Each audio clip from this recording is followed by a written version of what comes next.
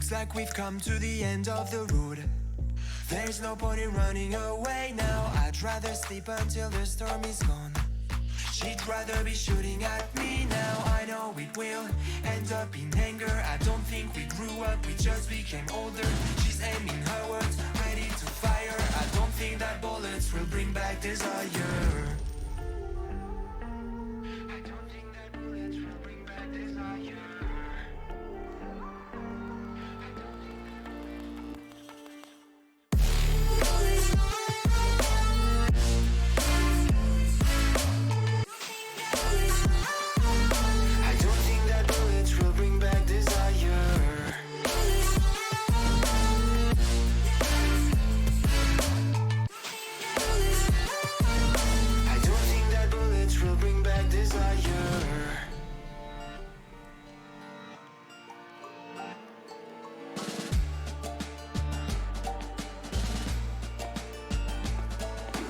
Looks like a blink of an eye's not enough. She'd rather be staying for days now. I'd rather fix it than mess up again.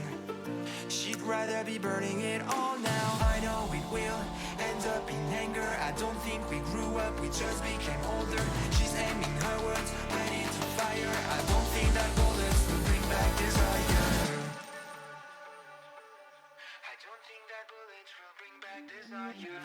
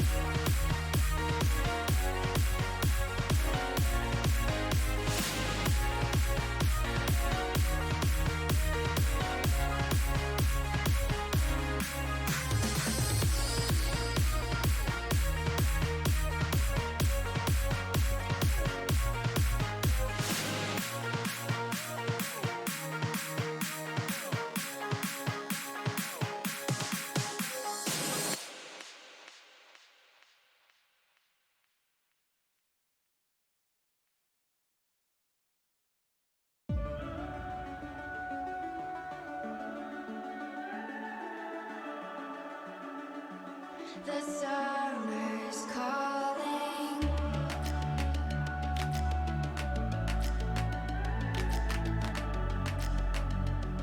The summer's calling. If the kingdom is overthrown, meet me at the cornerstone. I know that I can't be without you.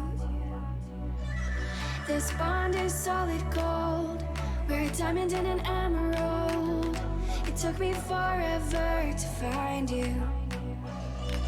'Cause when it's all over, the love that you give will be there to guide you in every way. Now we've been through the cold and darkest days. The summer's calling.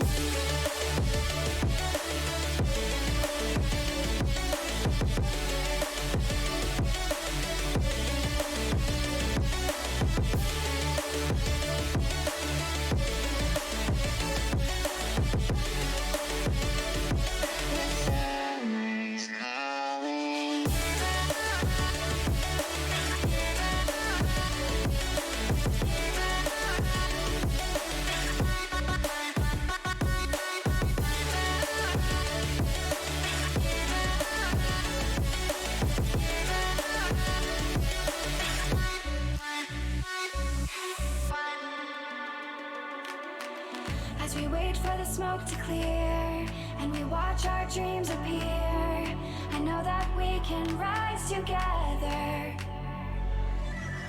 This vision that we share is ours. Together we can touch the stars. I know that we will see December. 'Cause when it's all over, the love that you give will be there to guide you in every way. Now we've been through the cold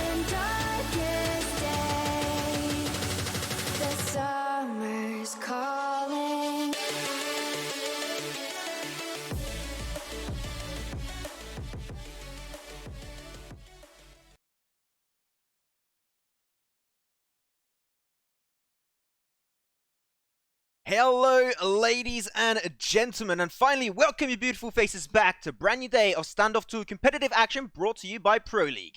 My name is Maxman. Today I'm going to be with the man that was previously known as B-Frag, but now he changed his name and I don't even know how to pronounce it properly. But how are you doing, man? Welcome back for a brand new day of action. Yo, dude, what's up? I'm excited, and it's Thief. Yeah. Okay, because you written it really weirdly. I don't know if that was like a typo or something, but I was a little bit unsure, so I prefer to ask. But there you go, going to be with Thief today. Once again, he was known as B-Frag before.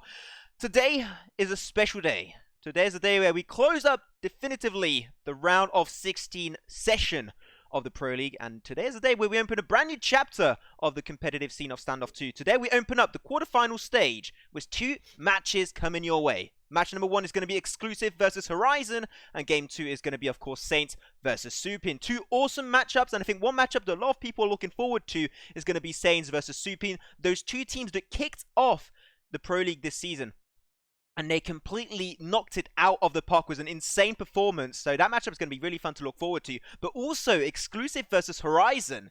Let's not forget what Horizon did. Horizon took out King 7, one of the favorites of the tournament, and they already got eliminated. So they have a lot to look up to today, and I really just can't wait to jump into these 2 games today, Thief.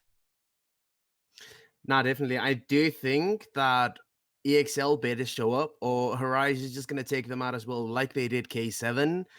And on the other hand, the second match, just as exciting, Supine making I wouldn't say a surprise entry. We all knew like they had the potential to pull off a strange play, and that they did. They came in hard, swinging, and then, yeah, so let's see what these teams can do. I'm really excited for the XCL match. Like, will they stand tall versus Horizon, or will they also crumble on Horizon's path to the grand finals? Maybe Horizon is secretly one of the top teams in Europe, and they're just going to be clapping every single team. After, if they keep on moving forward, one of their big matchups is going to be playing against Peacekeepers, because Peacekeepers, they just wrecked complete havoc last weekend. Let's not forget that.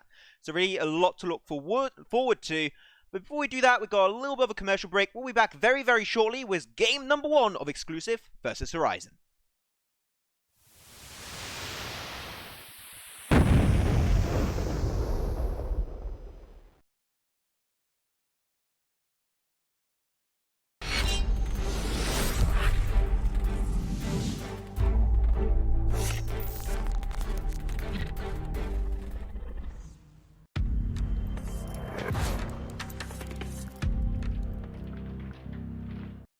Fond of esports? Want to make money? Go to CyberBet. We have wide selection of games, high odds, unlimited maximum withdrawal. Convenient site navigation makes betting easier than before. Register on cyber.bet. Take part in promos and get your bonuses. Start now.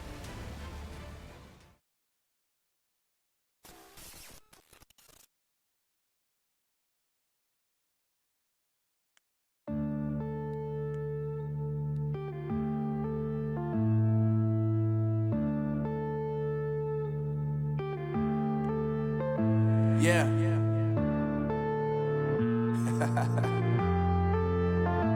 Unknown Brain. Marvin Devine. I'm saying bye to all the lies and all the times you cried, saying that I wasn't right, yet I was right by your side. You manipulator, playing games, your friends commentators, and I don't know what you say about our private conversations, but it's got them hating thanks to all the rumors you be claiming. It's cool, I'm done with you, so they can throw you a celebration. You gon' hate it when you see me with somebody living better. I'm trying to tell you that me just doing me gon' have you jealous. I know that I gotta stay away from all your games, yeah. I know that I found somebody else to love me one day, yeah. You'll realize the grass ain't greener on the other side, no. You did me dirty for the last time, so now I gotta say goodbye.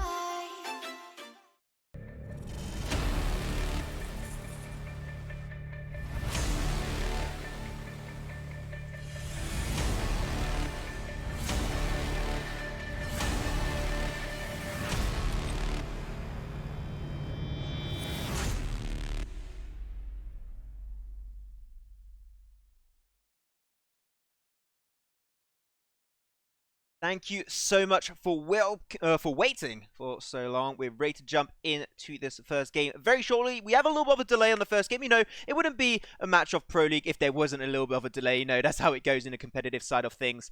But then today, as I said, it's a new chapter. We open up the quarterfinals. That also means we passed from the BO1 format over to the BO3 format. So it's not only a battle of strength, is also a power of will, and how consistent you are on the long run in the world of Standoff 2. That's going to be also adding a lot more potential factors to these games. So BO3 going to be a big change up for the first game, and also that means that because we are playing on a BO3, every single map is going to be played every single time, unless we do have a 2-0 stomp. We won't have then the last map getting played. But in order, we're going to have the first map that is going to be, of course, Rust. Then we'll be going over to Sandstone, and that means that the last map will, of course, be the map of Province. So that's going to be the order we're going to be following through today.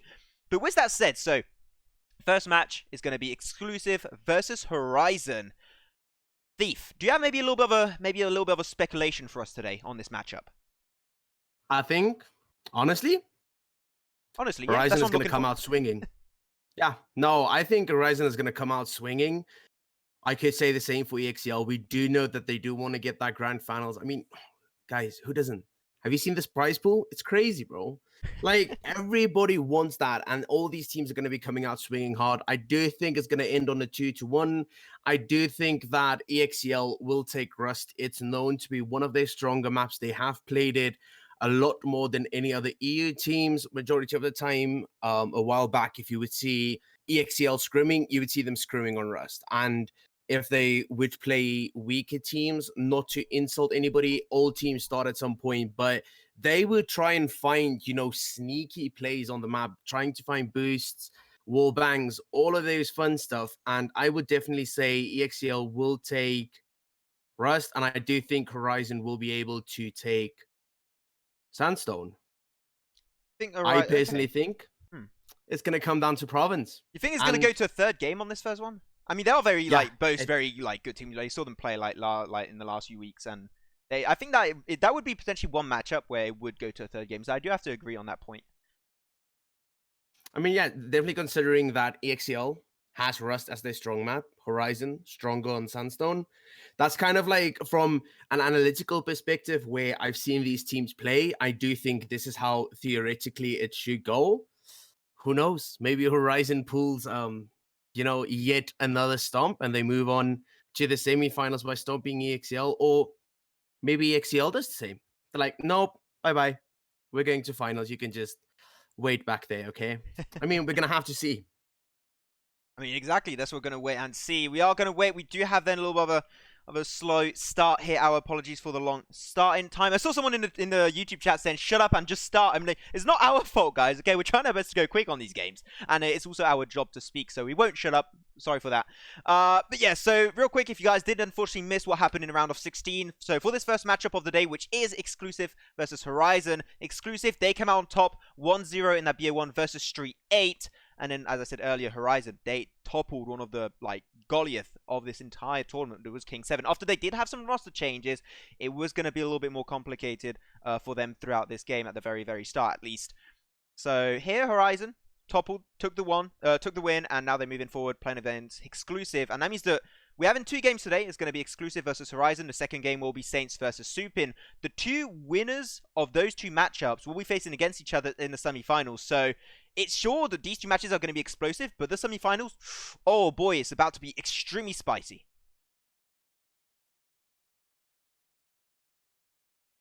Spicy food? Spicy food. I'm hungry now. Yeah, me too. That's why Yeah, I had McDonald's just before this, so I'm fine. Yeah, that long pause was considering what I might get to eat after this. You're just like salivating, just like complete blanked out, like, oh yeah, I'll have myself some tikka masala or something like that. I went into this amazing spicy lucid state, you know, it's just like spices on the food. Yeah. Sorry for the awkward conversation, guys. As you do know, sometimes it happens, sometimes it doesn't, but you guys will no longer be waiting. We will be heading into the 2-minute warm-up. So you'll be waiting a little bit more, but at least in the back of your minds, you do know that any minute now, these teams will have their second warm-up session, because these pro players tend to warm up before they actually start playing. So yeah. Max, do you warm up before you play? I mean, no, because I'm always just top tier, you know, I'm always ready for the action, so of course not. Even though I would need it because I'm still extremely bad at the games. But, no training session, you just see them, they're going to be popping off a little bit, trying to get that action. But as I said earlier, first map is going to be Rust. For the first round, it's going to be, of course, the counter-terrorist side played by Horizon, terrorist side played by Exclusive. And you talked about it earlier, the Exclusive and Rust is like a love story since 1996.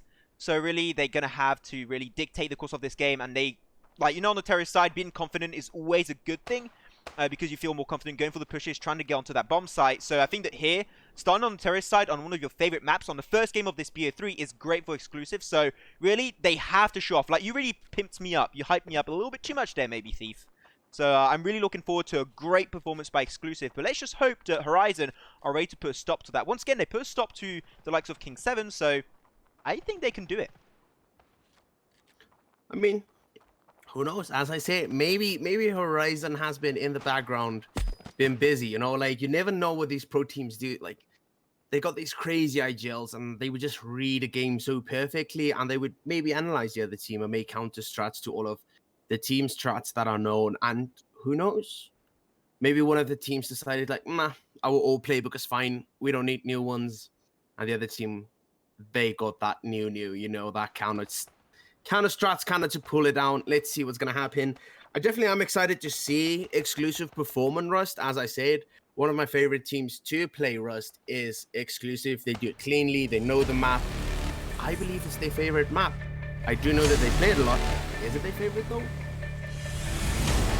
I mean, we'll see how that performance time works out. But there you go, going to be jumping into the game. Next 5 seconds, there we go. Game number 1 of the day, Exclusive versus Horizon, kicking off for the BO3. Game 1 on Rust, who will take this first W and who will take their first L? That is a question we're going to have answered right about now. As I said, Exclusive will on Terrorist, and Counter-Terrorist will be played by Horizon. Let's freaking jump right into the action as round number 1 about to unfold. And have a slow push already unfolding for likes of Exclusive. They're going to go towards, looks like, B bomb site. Which, you know, normally I see that last weekend a lot of the pushes actually on this map would actually go forward to A. Look at that though, you're going to have everyone on Horizon almost. They're going to be on A site. So they're going to be going now through mid, rotating back. They're going to try and go for the flank and maybe surround their foes. They're going to have to look out on the bomb site. Here it is. They're all going around container. They're going to go for the instant bomb plant by Traxy. But now, how can they topple down this great defensive positioning? They're going to see a slow push on the high side. Sling is going to be holding the high section. Just on a few shots, down to 50 HP on the responding side, but Trunks just find head, and he's going to get the first kill of this round. They're going to keep on pushing. It's pretty even, Stevens. Members going down, flying out, left, right, and center, but unfortunately, seems like the Horizon is having the short end of the stick. 2 members remaining. It's going to be Necro and Houston. It's the gun round, so if you lose the gun round, you're pretty sure to lose the next few rounds, because you will be not having the echo gun in your favor, and the bomb is just about to explode. You have no more time. You have to leave, my friend. And there you go. That's going to be round number 1 in favor of Exclusive. See? Exclusive. I told you, like, arguably my favorite team on Rust is Exclusive. Exactly that. Horizon predicted the A push, thinking that it's just another ordinary pro team on Rust, but it wasn't. It's EXL. They are here to play as we head into, well, it would seem like a half by 2 AKs on the side of Exclusive here. Horizon on 4 UMPs and 1 pistol. Let's see how this goes. Yeah, they are stacked up, but Horizon went for the counter buy here. They've got 4 UMPs and one gun, so this is going to be a little bit complex. They're going to see a little bit of a push. Milky Way going to bite in the dust really early on. Houston going to try and pick the fight through mid. He does find one for his trouble.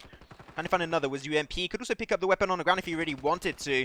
Right now, you can see that Wax has got a really good angle. But no, despite having a good angle, he will get shut down by Houston. And that's going to put into now a 3v4 situation in favor of Horizon. So definitely holding these angles pretty reliably. But England, Traxy, and also Trunks, they're going to try and push it down. Let's go to the POV of Trunks. He's going to push forward, goes down, holding the higher section. They do find Sling, so that gives them a little bit more room to play around with on a bomb site. I'm going to see then England going for the instant bomb plant. There it is. Now it's just a question of time. I'm going to see in the backside. Look at that. Houston going to go for the flank. And he's going to try and pull a big surprise factor. Still going to be extremely harsh. You can see that the angle is already held on the left side. He's going to pre-fire quite early, and Houston will not be able to make it out alive. And there you go, Exclusive, 2 rounds in a row. Despite a very early buy coming out from Horizon. So now Horizon, their Echo is really getting messed up early game. Yeah. I mean, it's just not another ordinary team that you're facing. When facing exclusive, you need to expect the unexpected. You need to be prepared to play a good team. And yet again, you see EXL, 4 AKs, 1 UMP, Traxy, sketchy eco it would seem there, but yet again, forcing the pistol and UMP buys. And as we say that, it's just a slaughter here by EXL as England and Trunks find Necro and Houston. Yeah, and they're just going to be pushing, actually. Look at that. The two-man squad pushing on B while they're taking care of all the other opposing side of Horizon. And no members going out, so this is actually so rewarding in their favor. But unfortunately, Stinky will be taken out. Spacey Milky Way going to be remaining. It's going to be a 2v4 action-packed round. Can they pull it off? They have 2 UMP, so they can definitely try and fight back. But unfortunately, Spacey will not have the time to do so. Pushes up Container, going to try and get the angle. But that is just not going to be connecting. Wax does find the kill. 3 rounds in a row. What a start for exclusive. And you talked about it, like they're confident on this map. It proves it. They are extremely confident and playing so aggressively. I'm loving it. EXL not the type of team you want to underestimate. They do have off days like all pro teams, but in general, average performance, it is above average. And yet again, we see full AK buy this time. So it's going to be even worse for Horizon right now. They have 1 FAMAS, 2 MP7s, 2 M4s. At least Milky Way finds Trunks tagged up to about 75 HP as the first engagement is bound to come through. Oh, look at that, though. Horizon. Milky Way slings, they're going to be taken away. Oh, Necro, can you find the angle? And Wax. Look at that. They're already down to 2 members. It goes so quickly. Spacey going to be extremely low, 16 HP remaining. Necro going to try and find the angle. Unfortunately, going to be missing his spray completely at the end. And that's going to leave just Spacey to run for his sheer life. 1v4, you don't want to pick. Even though England and Stinky are pretty damn low, it's just not worth it. Their Echo is pretty messed up. You have to keep that M4, but those going to get rished up by Traxy. They're going to go for the fight. They're going to surround him, and there you go. 1v3, and they even sent England in the back just to make sure they can't pull a 1v3 clutch. And there you have it, 4-0, and exclusive just running away with an insane lead. Let's not forget, this is the first team to 10 rounds. So they're almost halfway there. It's halfway done, and they'll be potentially taking this first point of this BO3 in their favor. But let's not talk too early. This is Horizon we're talking about, and I'm sure they have all it takes in their mind to try and take this game for themselves.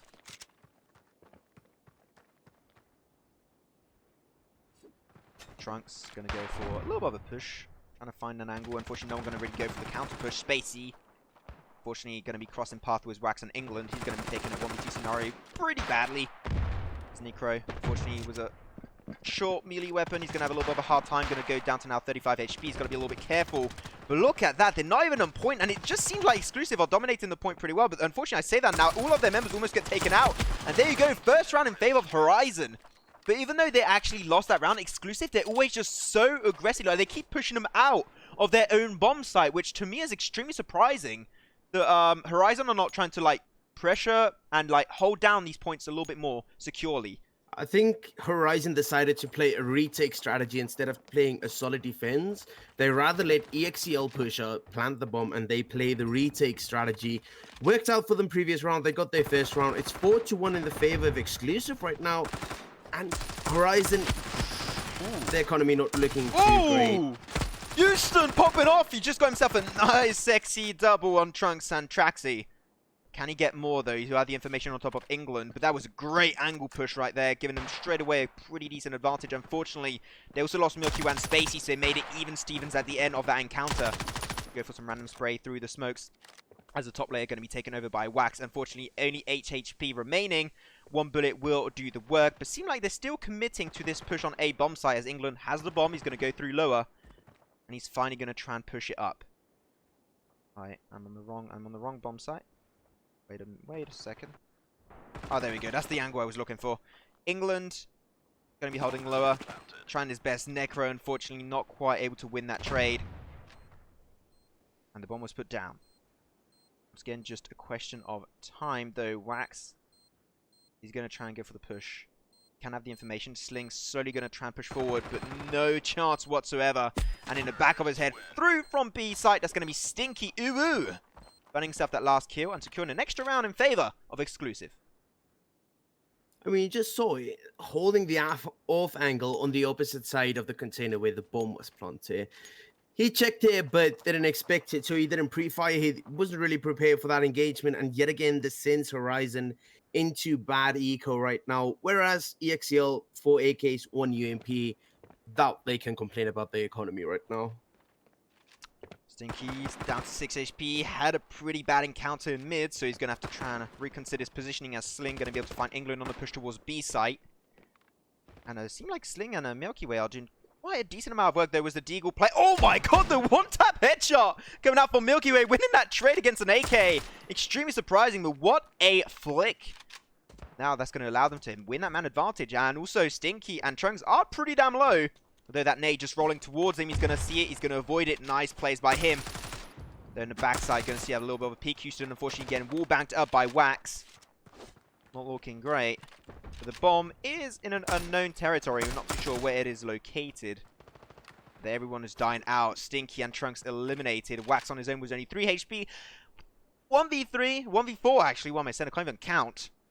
1v4 with 3 HP. Pretty sure that's not going to happen. And there you have it. Spacey Punnan entered the round. Horizon still having a little bit of a fighting in them, despite such an early game domination in favor of exclusive. And they're just not giving up, which is always nice to see. It is. But I'm still rooting for EXL on this map. Gotta send it out to the boys, you know? Support the boys. Boys support boys. Boys. They're going to go for a full team push towards A, it seems like, at least. The bomb, even though Trax is seemingly AFK, so let's hope he can reconnect back into the lobby. Because having the bomb holder AFK is never a good thing, though. Houston able to find another peek. He's holding these angles inside so damn well. And he knows exactly how to play around. He's going to try and go for the jump shot. Oh no, Trunks is ready to respond. And gets the callback. But now, oh, left side Trixie has the information, though. And he has the gun. You want to be a little bit careful. It's called to flex your butterfly knife, but might want to try and pick a fight a little bit more on the right side. Spacey has a pretty good angle, denying a push through mid. So he's going to be able to play it pretty well with this. Gets the information. Can he find one? Yes, he does, but he loses his life shortly after. Trunks, luckily, was only 1 HP. Really having to struggle finding his footing in this round. But there you have it. He does get taken away by Necro. 1 bullet did the work. Milky Way, down to now a little bit lower than mid HP. Necro, full HP. A 1v2 is still possible. Let's not forget he has the AK. A great clutch weapon if you find the heads. He has the info, but unfortunately a little bit too late. Milky Way pulls the trigger faster. And Horizon slowly creeping their way back in, which, you know what, I'm really loving here. 5-3 in favor of exclusive. I mean, you definitely do see that Horizon is really strong on that A push. It's not going to be that easy for exclusive just to run up on A anymore, and they gladly seems to like to just play the retakes on B. Who cares? We got this. That's what's going through the minds of Horizon as they're starting to build some good comeback momentum for them. 2 rounds missing to catch up to exclusive. Can they do it as exclusive? All stacking with inside hangar. All preparing utilities being used. Potential for a big push soon. Wags holding the off angle right now. Stinky, sneaky peeks. Is going to go through. Going to try and see if they can find someone. And as we say that, kills come through. Yeah, kills come through. They do find the mid push on Sling. He's going to be taken away. Oh my god, that nice peek from Wax. And with the find a little bit more of an opening onto B. A bomb site though. Spacey, they're able to defend it for just a few seconds. Unfortunately, Wax does rotate back and find a second kill secured on B bomb site though. Going to be seeing Milky Way going for the push. Houston going up. Going to find a few shots. Unfortunately, not able to quite do as much as he was expecting. The bomb is down. It's just going to be a question of time. Wax down to 6 HP, and he knows he doesn't want to peek anymore. Then in the back of his head, it's going to be Traxy right there, just waiting for his time to shine. And there you go. He misses the spray a little bit too far on the left, unfortunately. Nice, so 1v2 clutch, plus has to defuse the bomb. He does have that bomb defuse kit. But will that be enough to save the day? I'm not too sure, knowing that Trunks is up to a full HP. He's still pretty hard. Trade does go for the jump, but that is just not going to work out. Hey, you know what? You got to take some risk. Didn't pay off this time around, but might work out later. But there you have it. Still exclusive, looking extremely confident and trying to put Horizon on their back foot. But they're going to be switching sides for this second half of the game. 6-3, Max. Yeah. I thought you were coming up to a point that was like, yes. And then you're like gonna be like give us a big theory. So, I mean, it's kind of obvious. You supporting, rooting for the underdogs, which is Horizon. Not really though. They had a really strong performance. Like, do you think they're gonna do it? Do you know think what? they're gonna reverse it? If they play extremely aggressively, like they are doing now, like 5-man push towards this point, Wax is going to be on his own, not looking too good. Wax, can he pull the play? It is a pistol round, so he, it's going to be a little bit harder to pull off these clutches with a handgun, but they just find one, doesn't find the second in the backside. They're going to be actually losing quite a heavy amount of their members. And now Horizon down to 2 members, going to be Milky Way and Houston, but now only Milky Way. 1v2 versus England and Steaky Uwu. Can he find the info? He does go for the fight, unfortunately not quite able to find the head, and England does find it. So that obviously means he wins the trade. 5-man push getting instantly denied and losing those members one by one. Not looking too good there, unfortunately, on this 5-man push. They should have, like, they really struggled against Wax. Like, they felt really insecure on that push, being very wary. And unfortunately, that's what allowed an easy rotation in from Exclusive to shut down that push on B bomb site and really find the good angles and be able to play really defensively. And unfortunately, when you go for a 5-man push like that, you want to really end the round extremely fast and plant really quickly, or otherwise you're allowing the enemy team to like rotate and surround you really easily. We go for the bomb push. Nade thrown over by Wax. Unfortunately, he knows he oversteps. He's going to play a little bit more respectfully as Houston going to try and find the angle. We did have one disconnect from the side of Horizon. Milky Way is back, but unfortunately will only be able to play from next round. So let's hope that his team can do their bidding. Oh, he finds the head. There you go. Houston able to find a peek above boxes. Now England, he's going to try and hold highest section. England kind of struggling there with the FAMAS. Pretty decent skins, but will that be enough? I'm not too sure. Traxy, though, able to save the day. Goes for the rotation. Necro pretty low, though. You might want to be careful on that peak. One bullet is all you need, and there you go. Traxy knew exactly what was going on. Went for the push, find the kill.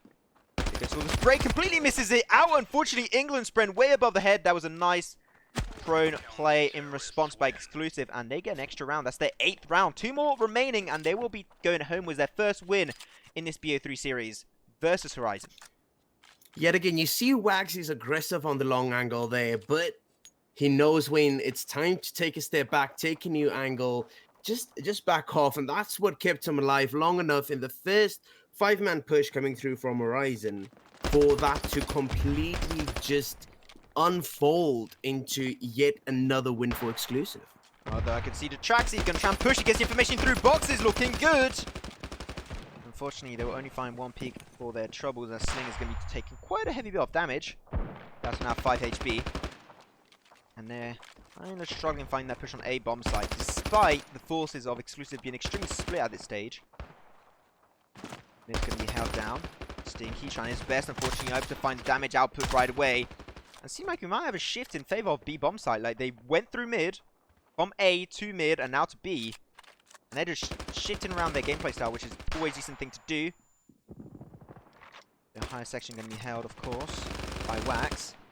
Denying that push, and they actually got 2 members extremely low, as you can see. Sling and Spacey having a hard time finding those peaks. They know the 1 bullet will not allow them to find that trade.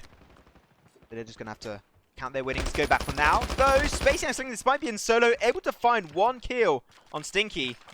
Still, 2v3 with such a little amount of health seems extremely impossible. But you never know, it could happen. You're going to go for the flick shot, not quite able to find it, and same actually for the responding side. They have the bomb at least in the possession of Sling, so they can kind of dictate where this game is going to go. But he tries to find the head. They go straight into the box. Not able to find it whatsoever, and they go for the final push. They knew it was a 1v3 situation. They felt confident, went for it, and secured themselves their 9th round. 1 more remaining, and that will be Exclusive moving forward with 1 win out of the BO3. Full buy. This is the round to do it. Horizon really needs to make something spectacular happen. Only having 2 AKs and then back to the SMGs with 2 UMPs and 1 MP7. Let's see what they can do. Exclusive know they have the economy advantage. Is this fight going to come through on Traxy right now? He's up top. He backs off though. A few pot shots taken. None of them landing or connecting though. Spacey going down to the hands of Trunks. Oh no! Unfortunately, you saw there that Traxy thought he was going to get the kill early. Didn't quite find it. Unfortunately, though, we're going to see a sneaky play by Wax. He tries to flank them from the backside, trying to hide his footsteps away. But they are actually pretty split. Necros Unfortunately, going to be taken away. Milky Way and Sling pretty split off, though. They get a successful amount of push onto this A bomb site. They're going to have the left side. It's going to be Stinky Uwu. Maybe be careful. Behind you, doesn't have the information. Trying to go for a little bit of a random spray, but he hears the footsteps a little bit too late. And that is not going to allow him to find that kill. Though Sling down to 47 HP, though Wax is at 4 HP. Smoke does give him a little bit more coverage, though. Going to go for a random spray, just in case. A little bit of an early pre-fire. You never know. It could work out for them. But Sling is holding such a good angle around that crate. It seems extremely hard for them to get the push. But Wax able to find the push. It's extremely surprising. Finds one kill. Going to switch to his handgun. Can he find it? Not quite there. And it will be a one-on-one even trade-off. And there you have it. Horizon securing their round and trying their best to not give that 10th and final round away. But still, that is a lot of pressure. That is a lot of stress. And you can really feel it on the side of Horizon that they're playing as safe and sound as they possibly can. Can and will it be enough? Let's create some suspense. I do think Horizon has the skill to make this a complete reverse turnaround. Do they have the patience to do it? Is the IGL ready to lead this team to that 6 undefeated rounds in a row to make them win 10-9? I mean, we always see big game clutches. If it can happen, this is a kind of situation where it could indeed happen. Let's not forget the Horizon took away King 7. That means they have what it takes to pull off these kind of clutch moments. You can see the Horizon on the attacking side. Unfortunately, Sling going to be biting the dust, but they're playing so safely. And waiting for an opportunity. But unfortunately, playing safe on, a terrorist side can have its perks, but also have its downfalls, though. Here it is, Houston waiting, lurking, waiting for the opportunity for a random peak to come on through to go for the push, and there you have it, though. Top side is going to be held by Wax, and the backside, though, is going to get pushed a little bit, though not quite able to find that shot, but England does help out at the end of the day, so that is A-OK. Horizon down to now 2 members. It's going to be Nikra and Houston. Nikra bites the dust. Houston on his own. He has to pull off the 1v4 situation. He finds Trunks, but can't find another one as behind him. He gets flanked up, and there you go. They go for the defuse. And this will be the round in favor of Exclusives as they secure this first round for themselves on this BA3 versus Horizon.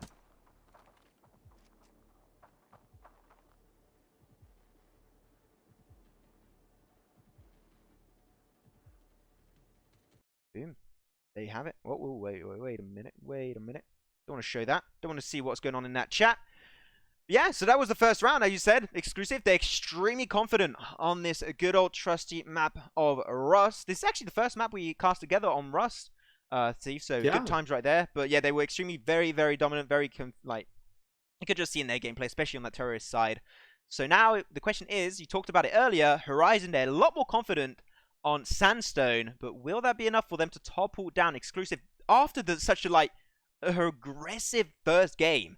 That is the big question we're going to be looking forward to, because really, see now it was going there. I think the Exclusive, even on Sandstone, I think they're going to take a dominant win. I mean, we're going to have to see. Horizon a little bit more favorable on Sandstone, but yet again, Exclusive, it's not like they're bad on Sandstone now, is it? So Horizon really needs to step it up. This is their map. This is the one map that they really need to win. If they don't win this one, they don't get a chance at victory. If they do, they can go to the 3rd map and face the odds on Province. I don't know. I'm just excited to see. Honestly, I do feel that Horizon has the potential to take Sandstone. Maybe EXL is like, you know what? Thank you. We'll take Sandstone as well. Please try again another time. I mean, at the end, just got to wait and see after the match, right? Going to be having the game slowly loading up, so just please bear with us as we get the lobby prepared for the second game after that first round getting secured on Rust by Exclusive. Once again, congratulations to them, and we are now, I can confirm, loading into the game. This was a great first round for the quarterfinals. Of course, we're going to have a lot more action coming our way. As slowly these teams are going to be getting prepared. They have an extra 1 minute, 50 seconds of warm-up to get heated, get used to the deserty feel of Sandstone after that Rust game. Really, it's just going to be a question of who can be the most consistent on the long run. Who's going to be consistent the most on these 2, potentially even 3 games if we do end up going to a game 3. Once again, consistency is the name of the game on every single esport I have worked on and casted. Consistency will always get you the win. So really now it's going to depend. Exclusive are going to be more consistent than Horizon, or will it be the other way around? Really? Just got to wait and see how this one's going to be unfolding. Do you have maybe, like, you talked about the fact that, you know, Horizon are a lot more comfortable on Sandstone. But do you think that after that first dominant fashion by the likes of Exclusive, do you think that here, that might put in a little bit of trouble the likes of Horizon? I mean, honestly, Exclusive have that momentum right now. It's so valuable in anything that's more than a single map. If you have the momentum, you keep it. Earlier on, so if you win the first 2, 3, 4 rounds in a row, just absolutely slaughtering your opponent, you have that momentum, and it kind of brings your moral up. While being on the side that's not doing so well, your moral goes down a bit. So Horizon is not just dealing with a motivated, on momentum Exclusive roster right now, they also have to deal with their own morale within the team, being like, come on guys, we can do this. They need to motivate each other. I honestly think they have what it takes to take Exclusive on Sandstone, but as said, momentum can be a really big factor that just boosts EXL and making it a 2-0 storm. Moral boost is always going to be something able to push you out of your boundaries. There we are now loading in. Warm-up session is going to be over extremely shortly, so guys, get yourself prepared, get yourself a drink, get yourself some popcorn as the action is coming your way. Horizon will be once again on the terrorist side, and counter-terrorist side will be Exclusive.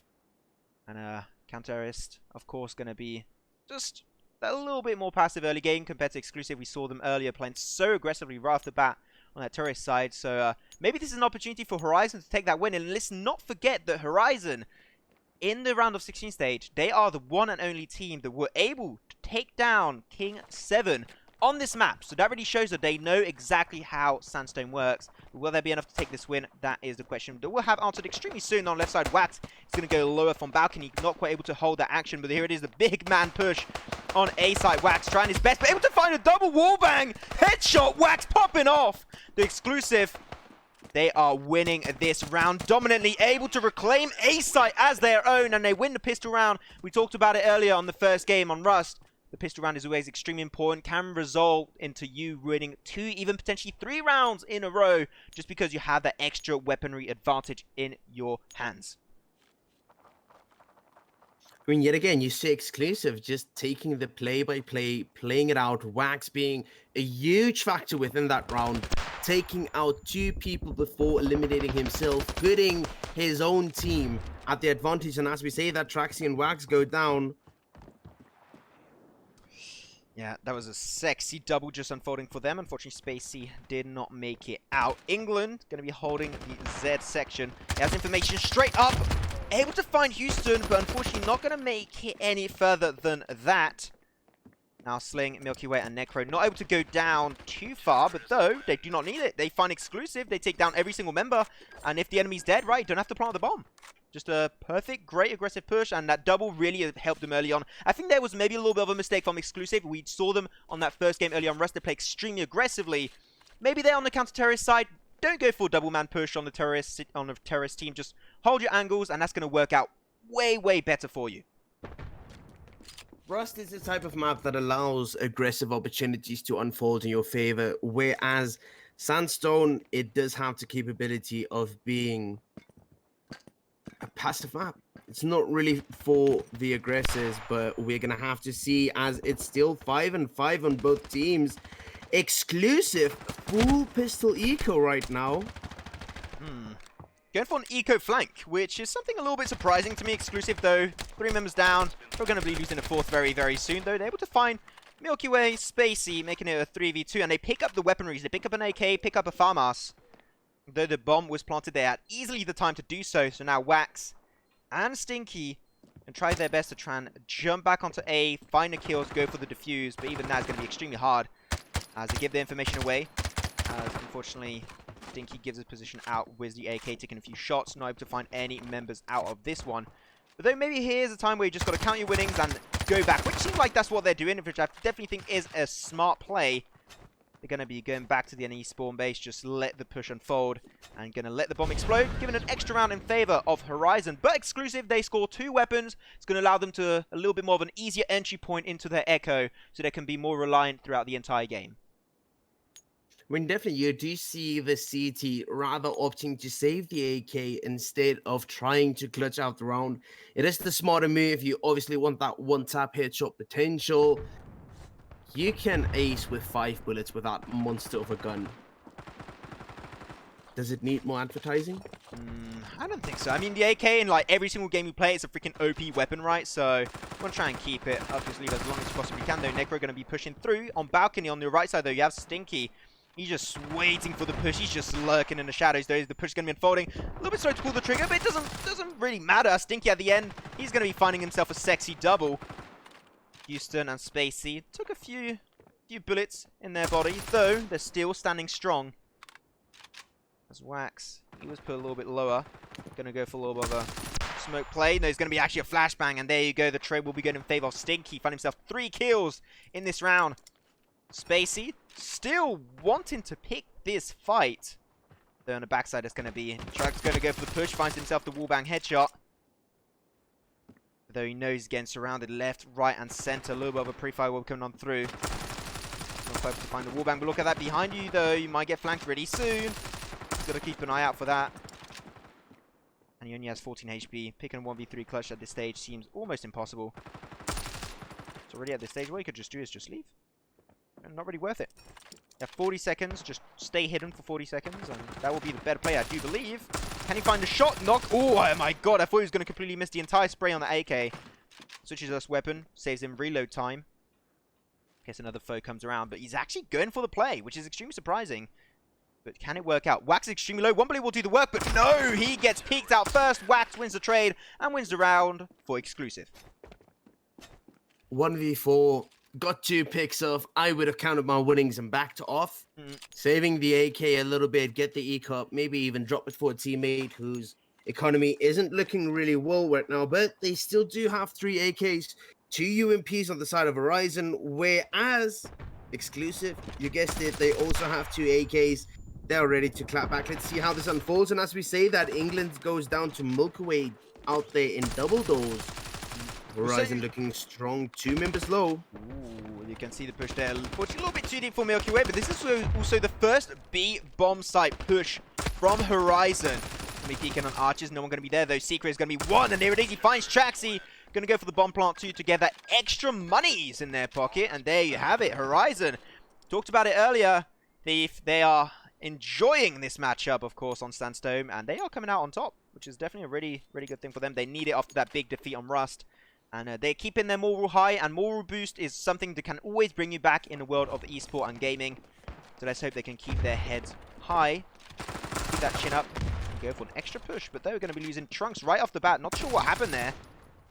Makes it right off the bat a man advantage in favor of Horizon, but though Necro is going to be taken out by Sling, and going to see Sling actually pretty far off from his team. Maybe got to try and join the pack right now.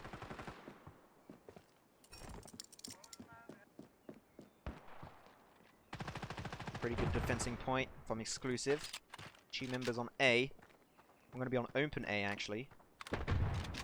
Those Sling, Houston, and Spacey. Spacey does have the bomb, so they can control that well. Not anymore. He just get taken out by Wax. Instant karma, cast a curse, unfolding. And Houston, they're going to be pretty split, both on each half of the map. And not anymore, as Houston, he's going to be in the other world now. They are worlds apart. Wax, Traxy, and Stinky. It's going to be a harsh one. He's going to try and pick up the bomb so he can kind of dictate his positioning. We're going to see the angle held in mid by Traxy. He has the information. Traxy able to find the pick first, pulls the trigger first, and find that first kill for himself. And there you go. Still 3-3. Way more even than what we had on Rust. And we just have a really nice even matchup, which I think we were kind of expecting into this matchup, because you even said earlier that because we're starting off with Rust, then going into Sandstone, that we could potentially go to a 3rd game. And seeing how things are unfolding, it is definitely a possibility.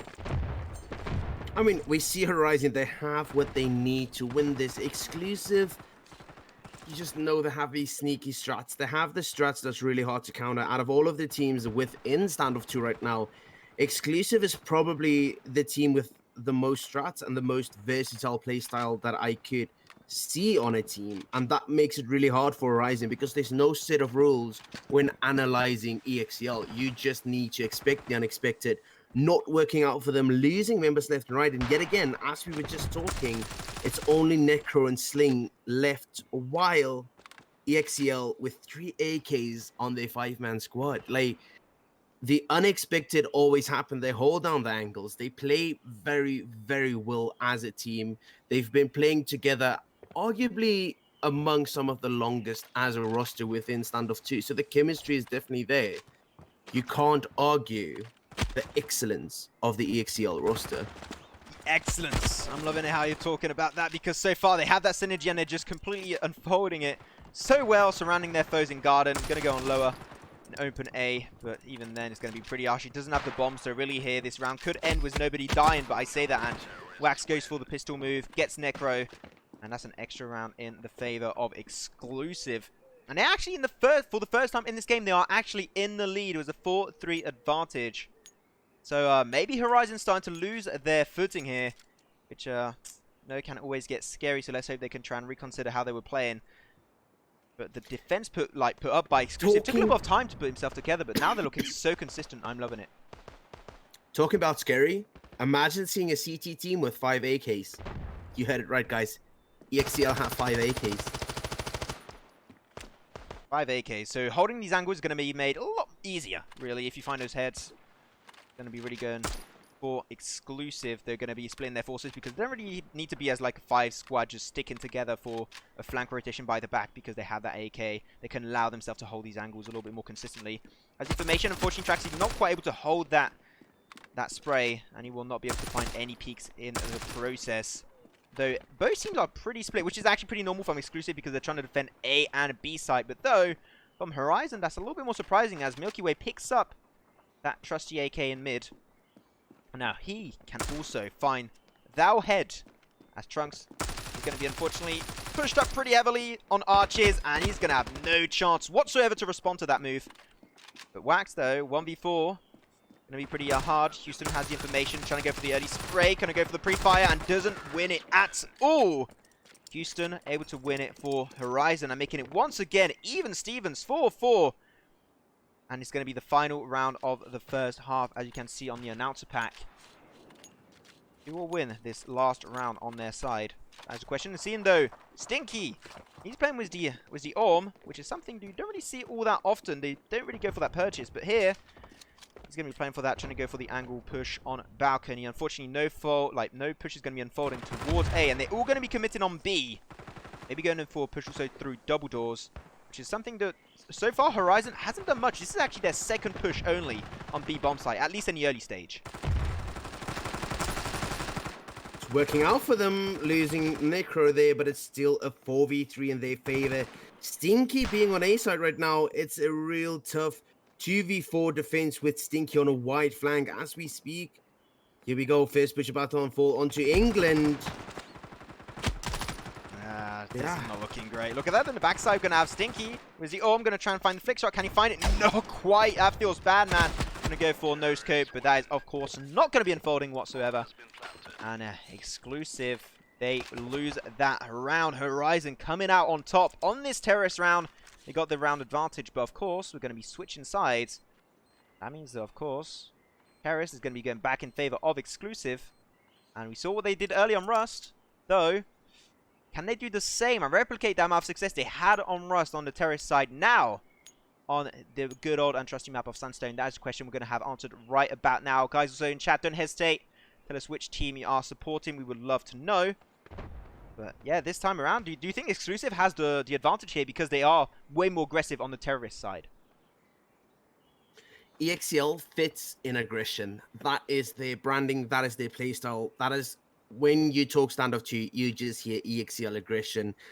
Terrorist side is arguably among the strongest. They're not bad at CT either, but as we say that, they lose their first Traxy within Archers. Trunks on long. He's going to be backing off right now, rotating back to his team, where England is pushing aggressive. As you can look there, he's on side. He's looking into Z. He's looking to find these, but they don't realize there is someone from Horizon in long. Yeah, also the bomb just got planted up on A. And Exclusive playing extremely passive on this one. They got the bomb down and now they can just retreat, hold their angles, wait for counter. Though Hughes on Milky Way, they are popping off. Able to find himself a 2 kills, 1 kill each. They're going to go for the jump through window on the left side. Doesn't have the information. Wax was only 5 HP. Gets knifed up with a beautiful butterfly knife off Spacey. And Exclusive again wiped off the surface of the earth. And the bomb got defused. So that's Horizon winning this first round. Winning the gun round. And that means that the next 2 to 3 rounds should be going pretty safe and sound for them. The Exclusive, they're going to go for one big purchase at least for the side of Wax. He's going to go for UMP. Same for Stinky. So they're really trying to come back from this unfortunately lost gun round. We all know that how that could work out if they lose this next round. Their Echo is going to get kind of messed up. Trunk's going to push deep. There was a Tech 9. Does find one. Ooh, nice flick shot. Little Spacey, but unfortunately not able to pick up the weapon on the back area. He's going to have to just go back, rotate through on the point, but he's going to get surrounded. Maybe pushing a little bit too deep there, my friend. Trunk's going to get shut away. And Traxy with the Tech 9. Nearly here, you're playing against like one FAMAS, one 2 UMP is going to be a really hard round for him. He does find one, which is going to take a weapon away, but on the left side, a push through mid will be unfolding for Necro. And he ends this round. Horizon. 2 rounds in a row, and now Exclusive, their Echo is, as I said earlier, kind of get messed up. I mean, it should still allow them for a full SMG buy. Stink the only with the Tech 9. They do still have a possibility, but Arsenal not really looking that strong on the side of Exclusive, whereas Spacey with the arm. I'm going to keep an angle on Spacey with the arm. I haven't seen too many arm plays right now, though. You're going to see, going to go for the flick shot. Unfortunately, through those boxes is not going to have any influence whatsoever. And here it is, going to get shut down. The flank from Stinky will be unfolding, of course. And Stinky picks up the arm. So he's going to be able to play and pick that for himself. That's a big purchase avoided in the favor of Exclusive, though. The smoke going to be able to hide a few angles. The fight on Arches will be unfolding. England will not be coming out victorious of that one as Wax. He's going to be towards Trash. He's going to try his best to just keep his UMP, though. On the left side, Wax just not... Houston not really looking out on the right angle, and he's going to be losing his life, giving his weapon away, of course, to man Wax himself. So that's an M4 on the terrorist side. Very stable weapon. Always good to have up your sleeve. Necro and Sling, they're going to try and get the push. No, Wax does have the bomb in his possession. So really here, he can dictate what's going to be happening, though. Sling, he has the information. He sprays a little bit too late. I'm not too sure what happened there, unfortunately, for Wax, but he does lose his life. And that's going to be Horizon. Another round, 8-4. And you talked about it. It seemed like your prediction is about to come true, Thief, as we might go to a game 3. Yeah, I mean, EXL, Wax had the perfect opportunity. They didn't expect them. Unfortunately, shots not landing in his favor. Could have been a quick 2-piece to win them their 5th round. Unfortunately, Horizon, yeah, they didn't go down and they took care of Wax and they took yet another round. 2 points off of winning Sandstone. As you see them preparing, just setting up the fence right now, not playing aggressive at all. And as we say that, Sling goes down to... Oh. It was an on and on trade, and yet again, here goes Necro jumping onto site we have right now. Yes, Spacey finds the fence. He needs to back off. He needs to reload. Decides to switch weapons. No reload required anymore. He's can peek immediately, missing a few shots. One of them landed. Yet again, peeks out, but no. England makes quick work of the Horizon defense. Yeah, Horizon there, having a little bit of a struggle. They only need 2 more rounds, so still very, very close to that W. Exclusive. They have what it takes once again. The push is going to be going towards mid. And take the time deciding where they want to go. But Trunks, right off the bat, finding that wallbang headshot. That's going to be looking great. Reducing straight away the defensive potential of Horizon. Though Spacey also taken away. Stinky finding the peak. Blue push is going to be unfolding, of course. Just taking their time. Exclusive. They have no room for mistakes. 2 more rounds and they lose it. And they do not want to throw away that insane game on Rust. And they definitely don't want to play on Province. I think that that's a point that everyone can agree with. So if you can avoid playing on Province, they'll definitely do so. Though Houston and England are going to be taking a fight. England instantly going to be winning that trade-off as Wax goes for the bomb plant.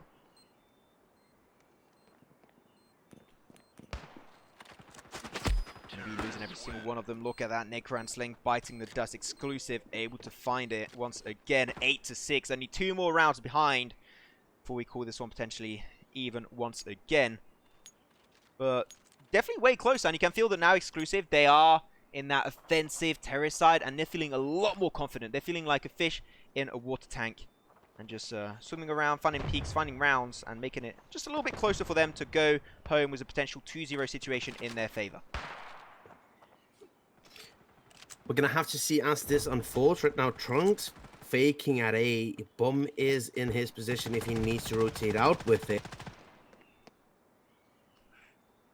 Yeah, Spacey's playing with the shotgun. Wax, can he get the one tap? Oh man, he has information, but he's just not able to respond whatsoever. Reaction time not on point. Feels bad, man. But though, Sling able to find one. Can he find himself a second? Was the handgun not quite? Feels bad, man. Wilkie way. And taken out by Traxy. Gonna go for the jump shot. Nice dive by England. Unfortunately, that's not going to be doing anything for you. Now Traxy and Wax, they unfortunately do not have the bomb. The bomb was left at their spawn. So now they understand, uh-oh, maybe should have took that one. So they're going to send Wax on a little bit out of an E-Rand. Get that bomb back for his team. Potentially go for a push, but they have the man advantage, and it just feels bad when you do that kind of mistakes. Even pros do it. This is the living proof of that. Be careful though, Traxy trying to find the shot through Zed. But he's not going to be able to find anything as Wax is slowly making his way through kitchen onto a bomb site. And Necro, he knows exactly what is going on, and he's going to try and go potentially towards open A. Pick this fight, as Wax is already down to about mid HP. It's going to make things a little bit easier. He heard one footsteps on the right side. Doesn't have the info, though. He's got to be careful. They've got 2 really, really good angles. And it seems extremely uncertain. Traxy not going to go for the peek, though. But can they make it? I'm not too sure. Necro going to go... Oh, he tried to go for the defuse. Did have the sound and was heard out by Traxy. This is just a great defense by Exclusive on that bomb site. They just had 1 member on balcony on to kitchen. 1 on the longer side behind the A bomb site, and then there was just no way for him to pull off that clutch and go for the defuse at the same time. So that was just a really safe play by Exclusive, really respecting their opponents, and that's why it is 8-7. Still in favor of Horizon, but only 1 round up, and this is just a slow clawback by Exclusive, which I personally adore. We're going to be trying to hold apartment. Unfortunately, not able to find any damage whatsoever. The push through garden is still going to be unfolding. Now both teams are starting to play a lot more respectfully. You know, it's like this is the spot for the semi-finals. You can't have any room for mistakes. But unfortunately, Necro took a little bit of damage. But be careful. Same actually for Stinky. But every single member of Exclusive, they have an AK, and we see what having a full AK push on terrorist side from Exclusive. We saw it early on Rust. How will it happen once again on Sandstone? Though the push is going to be unfolding. Here it is to get 3 members up on Archers. They get the bomb planted up. Get fight after fight. Horizon losing every single one of the members very slowly but surely. They're going down like flies. Milky Way and Houston on their own, and they rotate away from A. Trying to remain calm, trying to get the push, but no! Oh, yeah, we saw that. Milky Way having a little bit of an unlucky time, and Houston, unfortunately AFK, feels bad, man.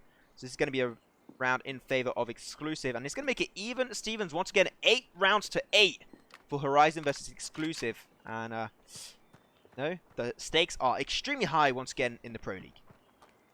Terrorists win.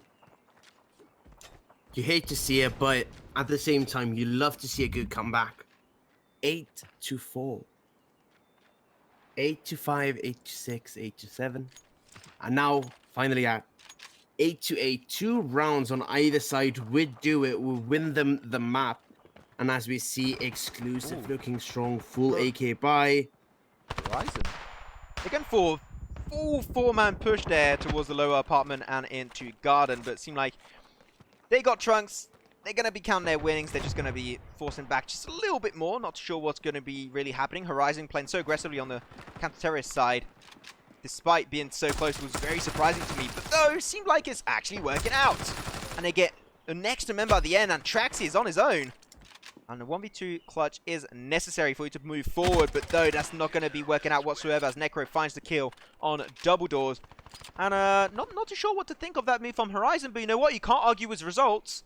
And there you go. That's going to be round number 9 in favor of course, Horizon. What do you think happened in that round, really, there? I think Horizon was just like, let's push something. Let's push them back a bit. If Exclusive didn't go A, they would have had a 5-man flank coming in on them. But as we saw... no. Oh, Milky Way. He's doing the work. He finds Stinky. He finds Wax. He finds England. They find everything. And that's going to make it 1v4 now. And if they can't find it, that's going to be, unfortunately, second round in favor of Horizon. We'll be going to game number 3. And there you have it. Game number 2 secured by Horizon. That means game number 3 on Province, of course, is coming your way for the next game. Not too sure what people are going to be thinking about that. I'm not sure if people are going to be happy about that, to be completely fair. But there you go. That's how things are going to be unfolding. Congratulations to Horizon securing themselves that game. And it seemed like your prediction was right on point there. As, you know what? Rust was won by Exclusive. Sandstone was won by Horizon. Is absolutely on point. And we're going to game 3, as you said once again earlier. I mean, you love to see it, right? For analysts. You love to see it. I mean, 8-8. What did Horizon do? The unexpected. They pushed Gardens aggressively. 5-man push. Threw XCL off. Got them the round. And then Milky Way popping off. He had, what, a 4K in that round alone? No, like, definitely holding that mid push. It was so rewarding for them. They did absolutely awesome. So congratulations, of course, to Horizon. But, as I said, game 1 on Rust. Game 2 on Sandstone. What does that mean now? It's going to be, of course, good old trusty map. Oh, well, trusty map. Maybe not quite, but it's going to be Province. That is what it's going to be. That's just straight up facts. And he talked about it, like, it's not a great map. Like, not many people really enjoy it. And definitely not the competitive players of STANDOFF2. So let's hope that these two teams can be... Wait, what a minute. Why are we on this map? I think we had a little bit of a mistake right now on our screens on the warm-up. We are on Sandstone, so let's hope that we can get this fixed. Yeah, the all players we're going to do is we're going to have to rehost. Unfortunately, mix matching the settings. The settings when in the new lobbies are kind of all tight-knit. It's really easy to mistake the maps. So it's fine. We just rehost. Don't worry, chat. It's not going to take 30 minutes. It's going to be a couple of seconds and we can be back. Yeah, it's just going to be A-OK. We'll be jumping into it extremely soon, so don't you worry. Also, guys, don't hesitate to become a member on the channel. If you check down below next to the subscribe button, you've got a join button, so you'll become a member. What that does, it gives you a few perks. You become a special member of the Pro League channel. You have a special role on the Discord to be held updated of special events. And also, you win those cute, chibi STANDOFF2 emotes. So definitely, I have to tell you guys, don't hesitate to, hit that join button. We would definitely really appreciate it from all the team here at Pro League. And also, it supports us to do more events in the future on STANDOFF2 and also a multitude of other games. So, guys, if you do appreciate what we do, becoming a member does really go a really, really long way. So, please don't hesitate to do so. But there you go. Game number 3 is slowly going to get prepared. Once again, we're going to have to recreate a lobby. It'll take a little bit of time. But so, as I said earlier, Province.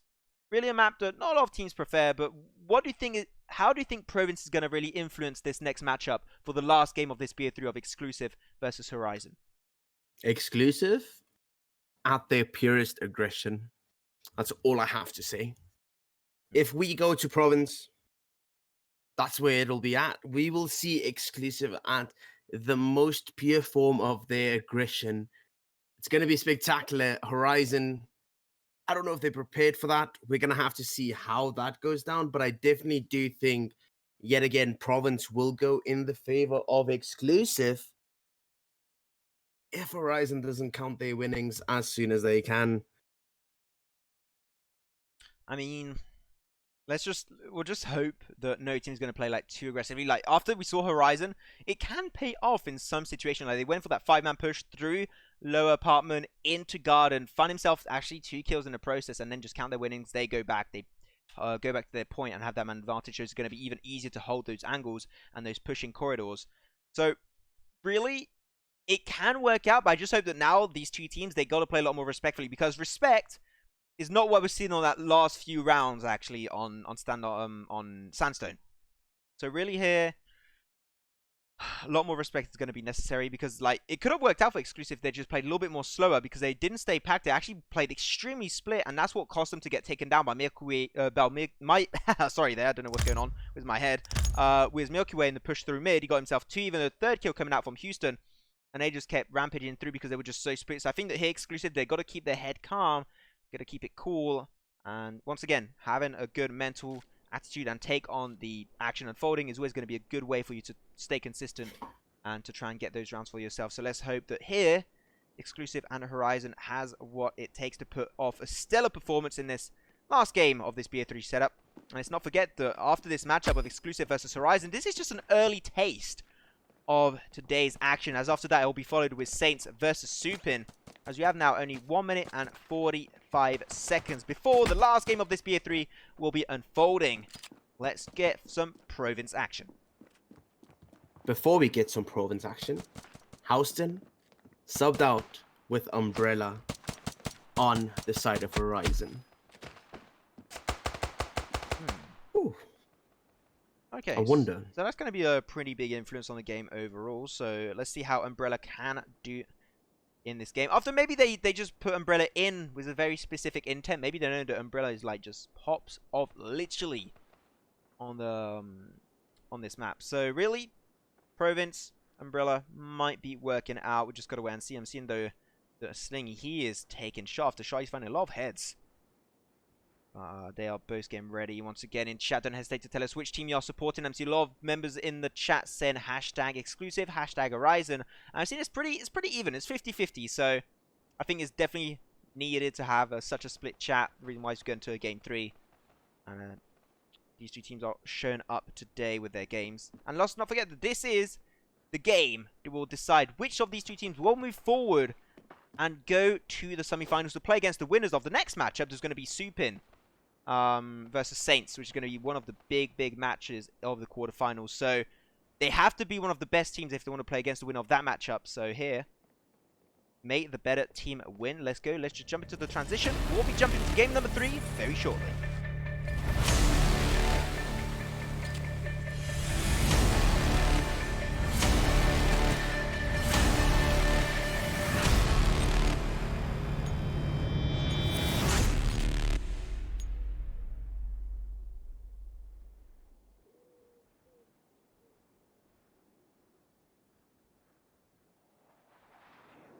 Here we go, the players are getting ready, even though the lobby seems like everyone from Exclusive left. Not sure what's going to be happening here. Okay. Have my game lagged out. Are you here, Thief?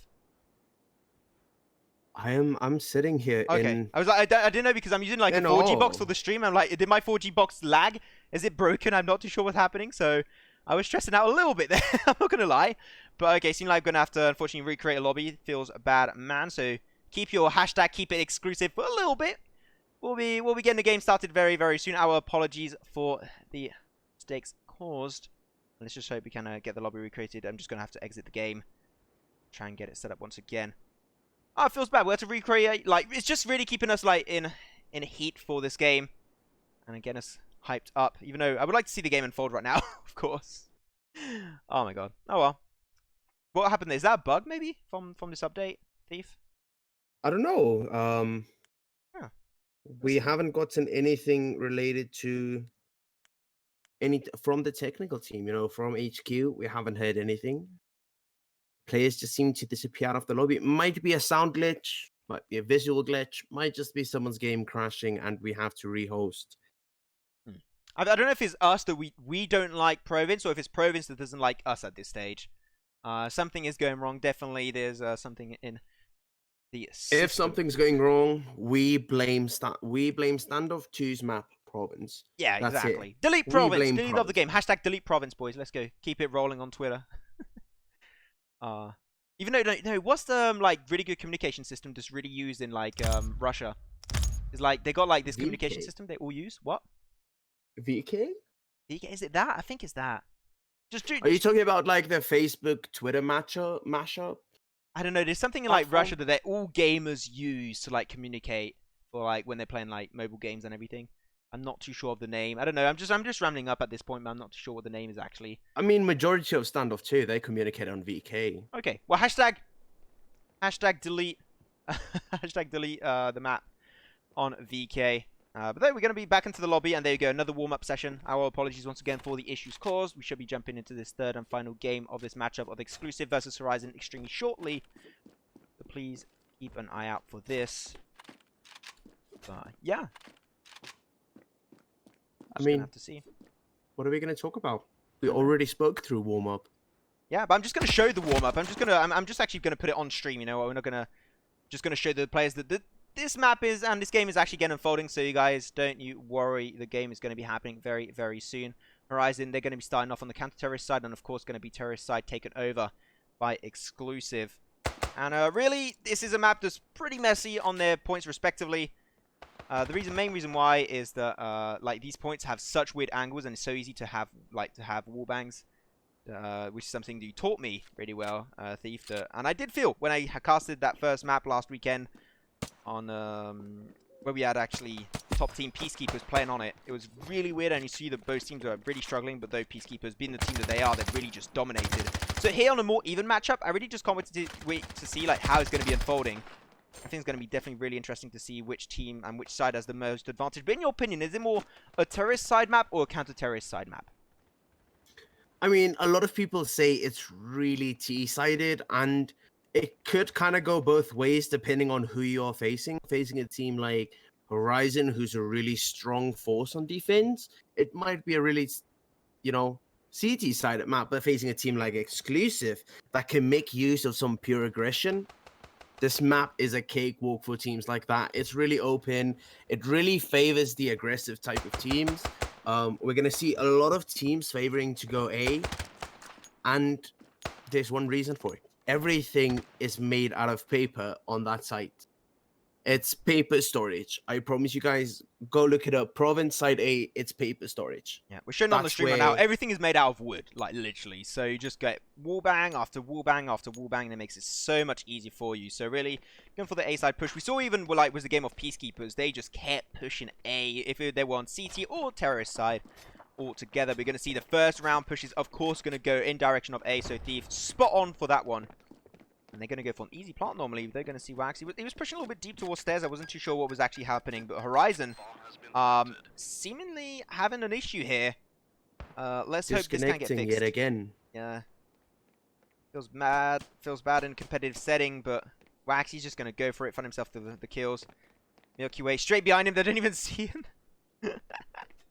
Don't even get the info, but there you go. They all disconnected. Horizon, I mean, I don't know what to say here. I don't know what's going on. Horizon are playing games right now, playing hide and seek. I'm not sure. So apparently they dropped once again. I don't know if they... yeah. Did they just leave? I'm going to ask. I'm going to ask the production side if they just left. Real quick, guys. So just 2 seconds. Did they quit? I'm not sure if that's a forfeit or something. All well, right, it's so live. That's how it goes, news you know, from sometimes. HQ. So news from HQ is if the teams DQ disconnect one more time, they will be disqualified. This is the last and final rehost. Now, it was already bad enough to have this best of 3 end on Province. Now the possibility of a disqualification coming through. It's the curse of Province, guys. I'm telling you, we should delete this map. Hopefully, Zone 9, the true OGs of Standoff 2, they hear me right now. Zone 9 is coming soon. We just need to wait for that, guys. Then Province can just gather dust in the corner for all we care. Man, I was getting so hyped up to have that game start off too, but seemed like we're just going to have to try and recreate it. Let me join the lobby, hoping I can join it very soon. Apologies, once again, everyone on stream. We'll be having the game start very, very soon, so it's just a question of time. And, you know, it's just preparation for the next matchup. That's going to be, of course, Supin versus Saints. So you guys just look forward to that. That is going to be normally starting in the next 20 minutes, so we hope this game is going to go fast enough. We might have a little bit of a delay because of these resets.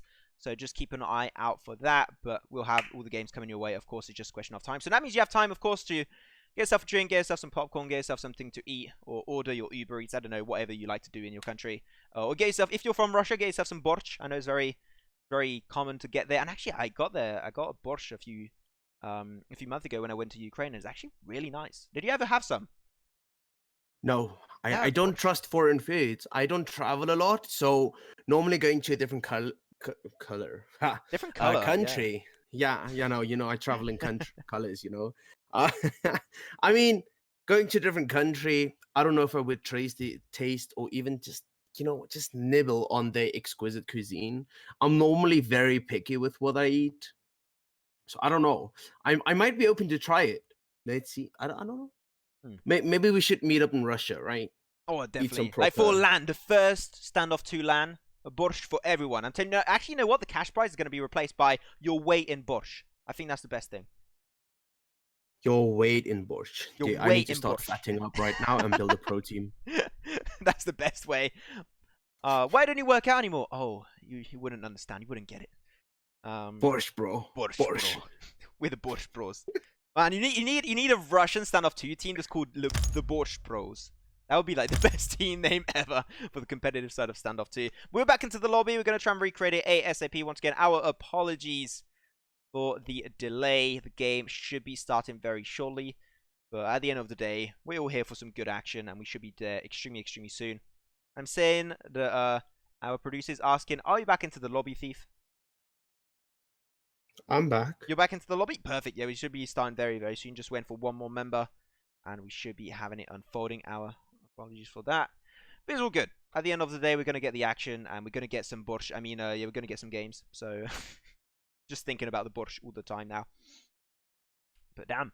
But anyways, like, while we're waiting still a little bit for the info and for this game to unfold once again, we're going to go not over the matches that are going to be unfolding today because we already went over that like multiple times. There's going to be, of course, first Exclusive versus Horizon that's currently unfolding. Then it's going to be Saints versus Supin. But after that, tomorrow we have another double set of BO3 games coming your way. First one's going to be Secret versus Advent, and then we're going to have Inquisition versus Peacekeepers. So Peacekeepers, they are one of your top teams, if not the top team of the entire Pro League this season. So, of course, you want to look forward to that matchup. Inquisition had a pretty decent matchup versus Triple Double. Triple Double coming in a little bit too unprepared, I do believe. So, Inquisition having a really easy matchup at out of the round of 16. So, they haven't shown their full potential, which is always a good thing when you're playing against a top team. That means the Peacekeepers can't do any research on your full potential. So, Inquisition going into their game versus Peacekeepers will have somewhat of a small but short advantage. So on the long run, that could go really, really far for them. But now we are back into the trainee zone, and we're slowly but surely getting these teams ready. Warm up of 1 minute and 20 seconds. Let's hope we don't have to do another restart, as one member of Exclusive is not connected for me. So let's hope that that will not result in another restart. That will feel extremely bad, man.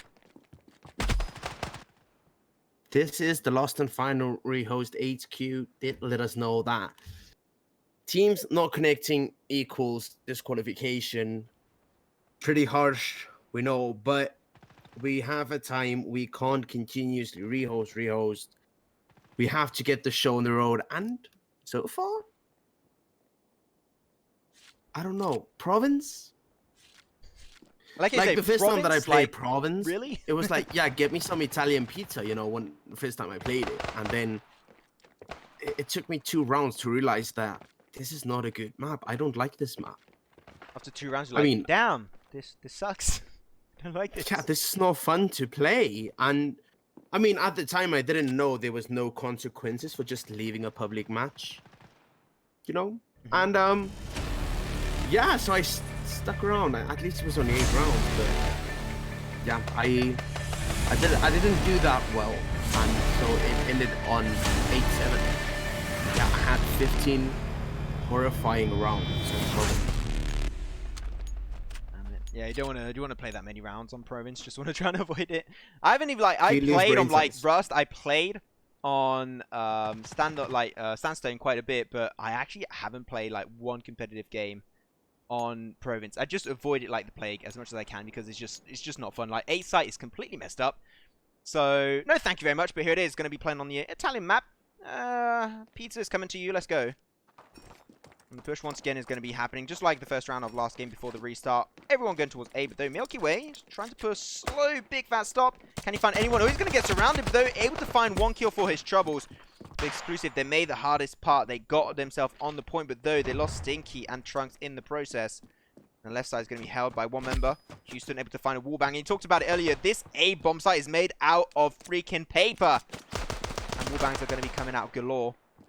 And Necro is going to be trying to go for the push on the backside. Can he find it? Normally he should be able to do so. Nice. Keeps down and finds the head at the very end. There you go. Exclusive again wiped out seamlessly so easily, because really you saw that exclusive. They couldn't find any angles because everything is made out of wood. You have boxes. You have like wooden facades. And that means that pushing and holding angles and peeking is just so much more like harder to pull off, because you can't peek. Because even if you do peek, you're still open to damage. The push is going to be happening once again towards A.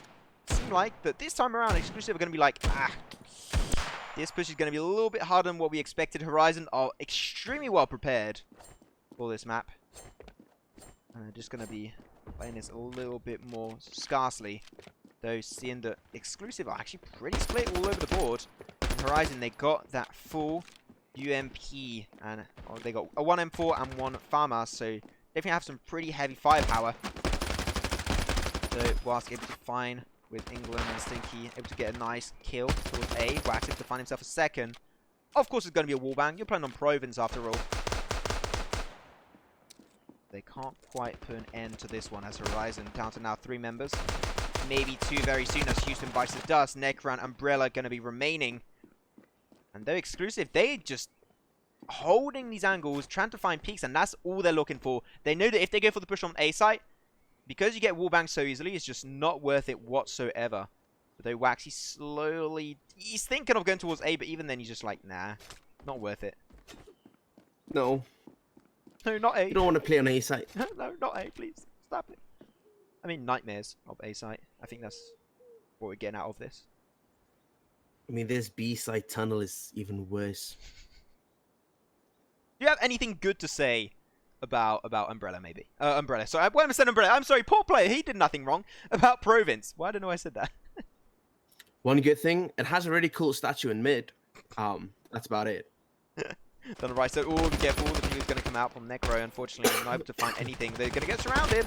And that's going to be Umbrella. Find himself a sexy, wexy double on Stinky and Wax. That means that they win themselves 2 rounds, 2-0 on this map.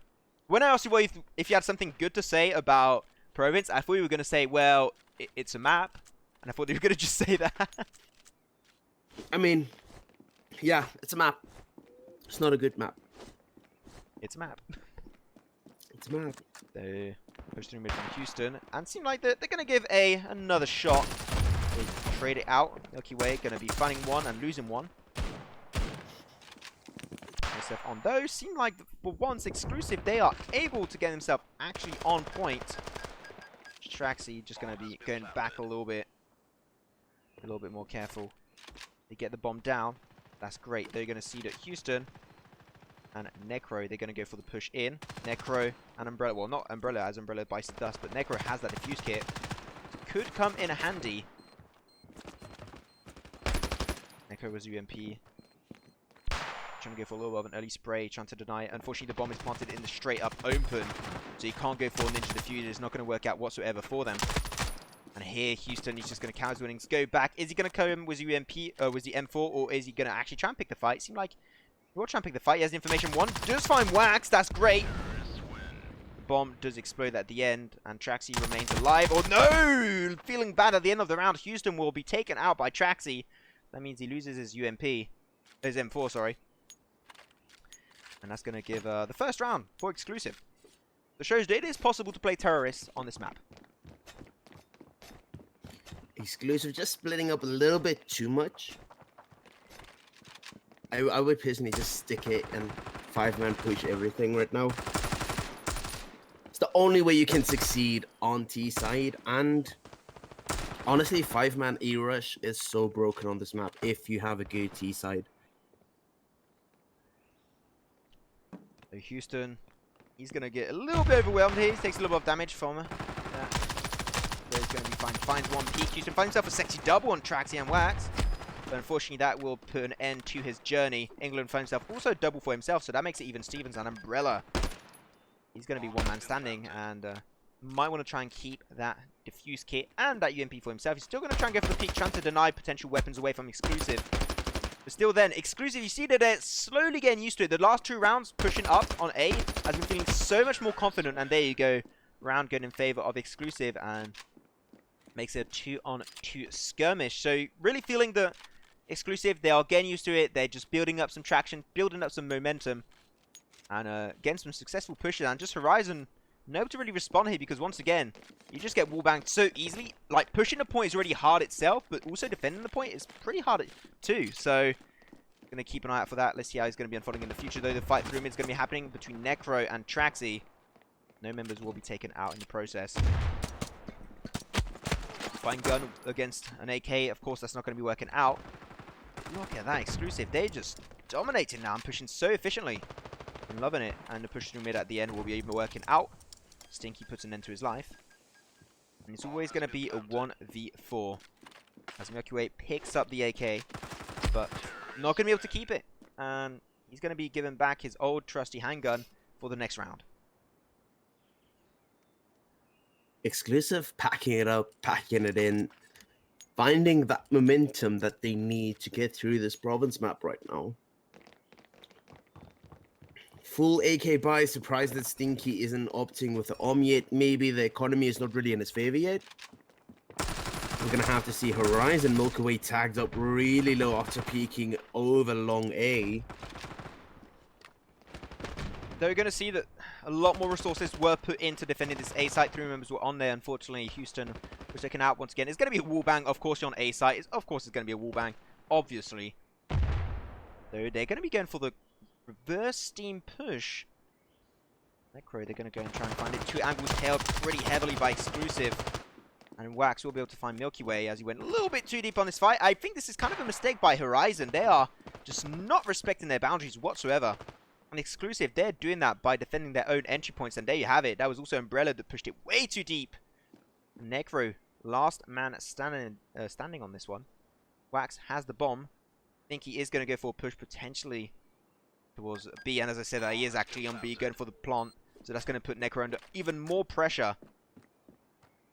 The Horizon going to go push up. And you can see that Stinky has it straight away the information and finds himself the kill. Greatly done. And that's just Exclusive. They are just taking this game for themselves.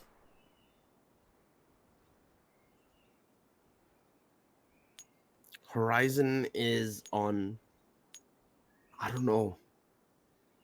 They need to change something up. They, as you said, they don't respect their boundaries. They push too far in. And as we see now, SMG buys coming through. Necro with the P90. P90 is never a good sign within this match. Never. Not sure what to think. I haven't really played the weapon myself in Standoff 2, so we'll be able to talk about that a little bit after this round ends, as right now, England does get taken out. Stinky and Wax, they have the bomb though. Not sure where they are. I think they are actually behind them, potentially going for a push. But they're going to try and rotate back towards B. They're going to go try and go for the peak though. Here it is. Umbrella gets the information. Take quite a heavy hit. Down to 46 HP. Stinky on his own, down to mid HP. Skir's going to get surrounded on staircase, and there you have it. Horizon finding their first round for their round for the past few ones, so they still have a little bit of fighting in them. Yeah, so like, what's your thinking on the weapon there? P90 is just a bad gun. It's the ultimate thumb player gun. I mean, I'm a thumb player. There's something bad about that? No, me too. That's why I absolutely love the gun. But the pros, they particularly don't like it. And as we are speaking, Milky Way loses his life within this round. And it seems like Stinky, accompanied by 1 or 2 exclusive members, will be slow pushing into B side. Hard entry there, gets backstabbed. Umbrella goes down. Houston goes down. Trunks somewhere got lost in the void here. And as we say that, Sling goes down as well. Necro, last remaining Horizon member, left to defend the site. Traxi with the on that entry point is going to be opting to rather hold mid with that. Jiggling between the two entry points right now. Yeah, wiggle, wiggle, but going to be dead there. Nice shift back from Max going through the CT spawn and finding himself the round. 5-3 exclusive, looking really confident now. They build up that synergy, even though a few rounds went in favor of Horizon. It's just not going to be enough for now, and we're only 2 rounds, no, actually 1 round away from the swap. Very soon going to be seeing how these teams can perform on the opposing side. As over after bat, Sling going to be finding England. Fight's going to be happening as Necro. He always like going for that mid push. They all have a 5-man defuse kit. Even though, like, most of the time the bomb doesn't even get planted up, so not sure of that purchase. Gonna see Stinky, busy orb. He's just gonna push back in here. Many footsteps slowly potentially coming to his way. Can he find a fixed shot? No, he's gonna be missing his shot. And in the backside, the flank from Houston is gonna be working wonders for them. And they're gonna be able to find that one. Trunks, Wax, and Stinky remaining. Try their best though. Here it is. It works out. He finds the kill on A bomb site, but unfortunately, his 2 friends, they bite the dust. It'll be a 1v2 for Trunks. Against 2 members with full HP, fully geared up with an M4 and another M4 as he switches up the UMP for an M4, which is always going to be a good thing. And Trunks with the AK, so if he can find his head, it could work out. Goes for the shots. He doesn't win the trade. A little bit of a misfire on that spray, and that's going to give another opportunity for Horizon to redeem himself on this matchup. Jiggle between the rounds.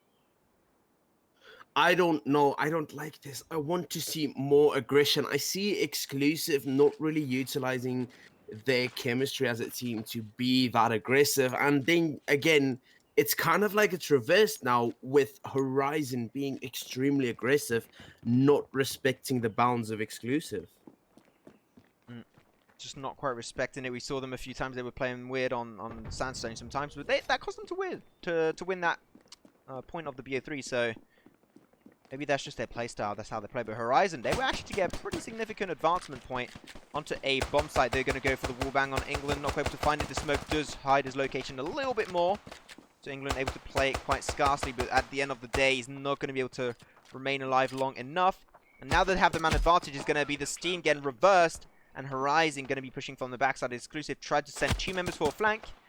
That's not going to quite work out. Though he does find one on top of Sling.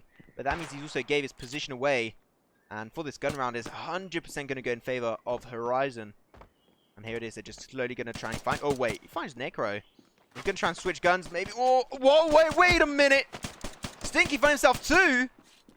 And I think I spoke way too soon. That is a big surprise to me. He's going to try and go for the defuse. And Houston has to try and go for it, but he's just way too far away. Can he find the wallbang? Maybe. Yes, he can. And he does find the shot. Greatly done by Houston. Just waiting, taking his time. But still, not going to lie, that gave me a little bit of a scare. I thought I was going to be cast a curse once again today. I mean, if Stinky had the defuse kit, That would have out, yeah. been the ultimate play. Yeah, that could have worked out. The only reason he didn't get it was because of the 10-second defuse timer without the kit. Definitely had the time if you had it, but unfortunately at the stage early on in the rounds, diffuse kit is not going to be your top 1 purchase on a pistol round.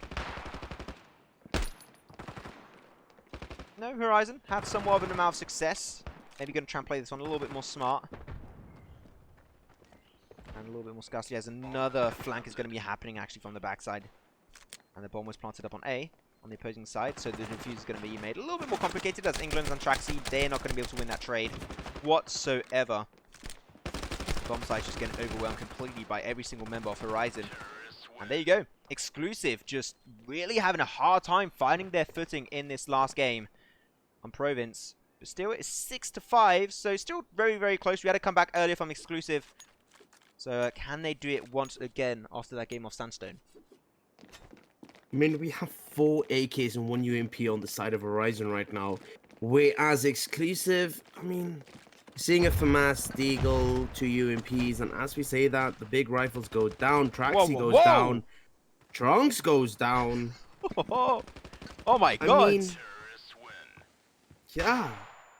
Struggling to find their footing. I think it's more than that. They're struggling to find the ground right now. What was that push from Horizon? They just completely obliterated Exclusive. I obviously talked about it earlier. It's just made out of wood. Even if you find coverage, it's not truly coverage, so don't get too pumped up about that. And they just got absolutely melted. I'm going to take the same POV as last time, and it's just going to be Horizon trying to laser through. But you see there, Exclusive, like, hell now, we're not going to go for a bomb defense on the bomb site itself. I'm just going to take this a lot more slower. We don't want to get completely destroyed and obliterated like last round, so they're going to play a lot safer. They're going to be seeing Necro. Going to go for the bomb plant. Gets a little bit closer to staircase and gets it up. So now he's going to be adding an extra time factor to this round. On the backside, going to have a 1-for-1 trade overall. Wax able to revenge his friend. Now, Sling and Necro, they're both on the bomb site.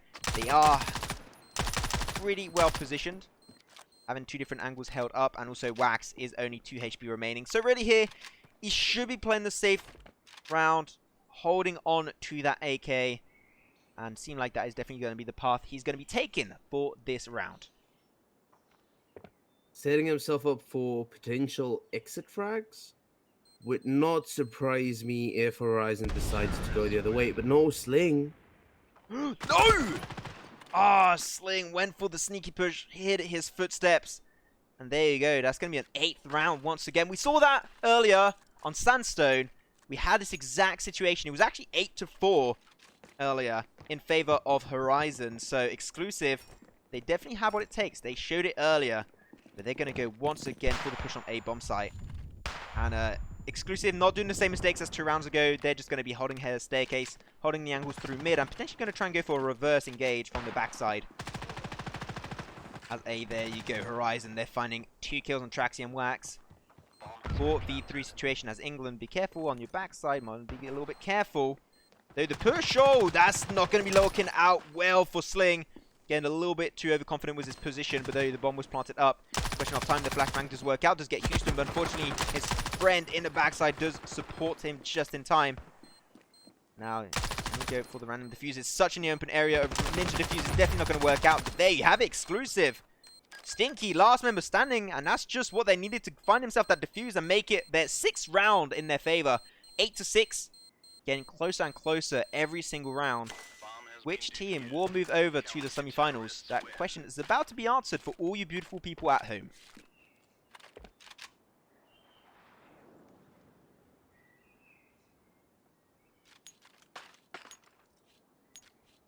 Horizon Exclusive getting pumped up for this round. 14th round, 15th round actually, what am I saying? I can't even count. Quick math. Two Smoke's going to be going, of course, through mid, just trying to deny potential future angles. But of course, if it's going to be a push, it's going to be on A site. So Milky Way getting flanked up on the left side by Traxi, and I think that the flank plays are working out a little bit better for Exclusive. We saw that last round. They were able to find every single member, finding the defuse, finding that 6 point. Traxi, a little bit more respectfully, down to now 9 HP. And just one member every single time of Horizon, they're just responding really well to this gameplay style set down by Exclusive. They're always having one member holding the back entry point to A site, just in case they get flanked up.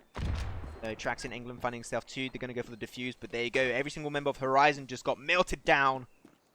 And the next round for Exclusive, 8-7, and another comeback like we saw earlier. Even though the comeback on the second game on Sandstone went in favor of Horizon, maybe this is just going to be what they need Exclusive to secure that last round and make it a 2-1 situation for them to move to the semi-finals.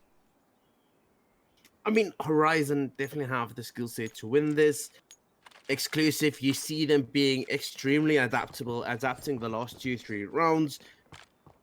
Now they have the keys to success as we see Horizon yet again going for that A push.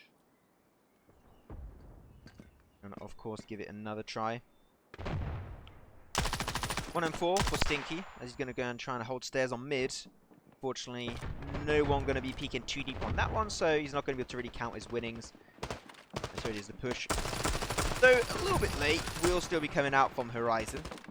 Necro not quite able to find a good defensive positioning. A little bit of wallbang from Milky will be happening. Unfortunately, he's going to be losing his life for that AK. And he's not going to be working out whatsoever. Umbrella find himself a sexy, wexy double. Umbrella Sling remaining. bomb was planted. So now they've got to defend 2v3. And the bomb site is overtaken by Exclusive as Traxy's going to go for the defuse. But they know exactly where the bomb is located. Traxy's holding on to the bomb, but they do actually not find the defuse. And every single member gets taken out by Umbrella. And if I'm not mistaken, that's Umbrella finding 5 total kills in that round alone. Color me impressed. Finding the frags through the smoke, not really hard when you knew where you planted the bomb. Exclusive lining up for Umbrella to find them. Well, that's human error. Unfortunately, the spray will not be working out for Necro. Wax and Trunks going to also be taken out of the picture. And here it is, a full mid push for Horizon. And they are playing a little bit differently. They want to try and surprise Exclusive because if they win this round, it will be Horizon moving forward. And here you go, they find one more. And England, he's got to try his best, but that's just not going to be enough. And there you go. Horizon win the 10th round. And they will be the team moving forward, going to the semi-finals and playing also against the winners of the matchup of Saints versus Supin. So they have a lot to live up to. They took down King 7. They took down Exclusive. They are a team that just puts and just spreads upsets on their path and just being extremely consistent. So congratulations to the team of Horizon, not Exclusive. Sorry for that. Horizon as they move forward. And what a performance. And they win their matchup there on this last map. That wasn't really fun for any of the teams, but they were the team that had a little bit more resources on that last game. So congratulations to Horizon. They will be the first finalist of the Pro League.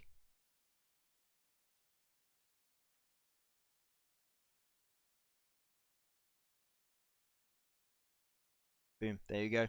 What was that said? Apparently what I've heard, we're not going to be having a break because we did have a little bit of a delay with the restarts and everything. So we're just going to have to try and wait and jump straight into the next matchup, which is going to be, of course, Saints versus Supin. So I'm just going to have to update every single one of that information for all you guys at home. So while we're waiting, we're just going to very short break. We'll be back shortly for the second game, just so we get it prepared in time for all you beautiful people at home. So get yourself ready, get yourself a drink if you want. I'm going to do the same because I am extremely thirsty and I need it because I've been speaking for the past few hours, past 2 hours to be exact. So you guys, we'll be back very shortly with game number 2 of Saints versus Supin.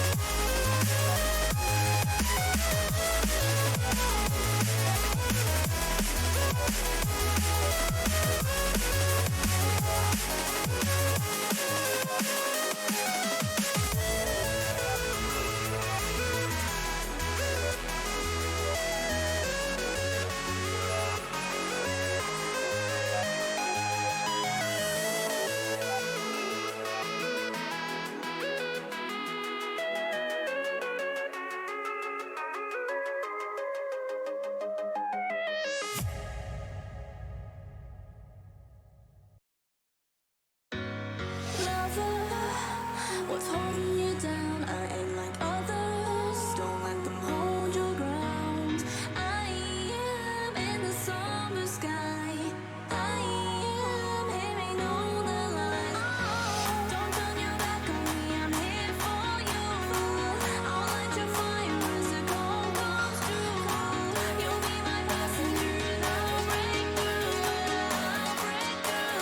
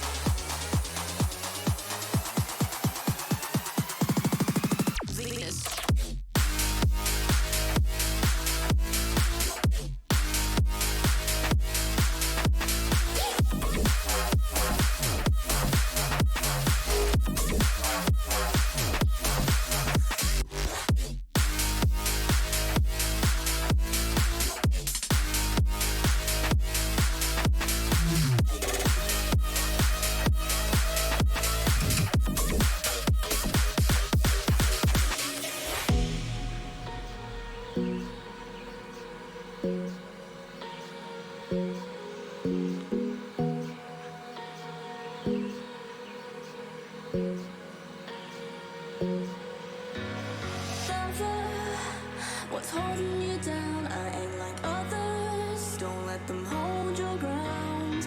I am in the summer sky. I am hearing all the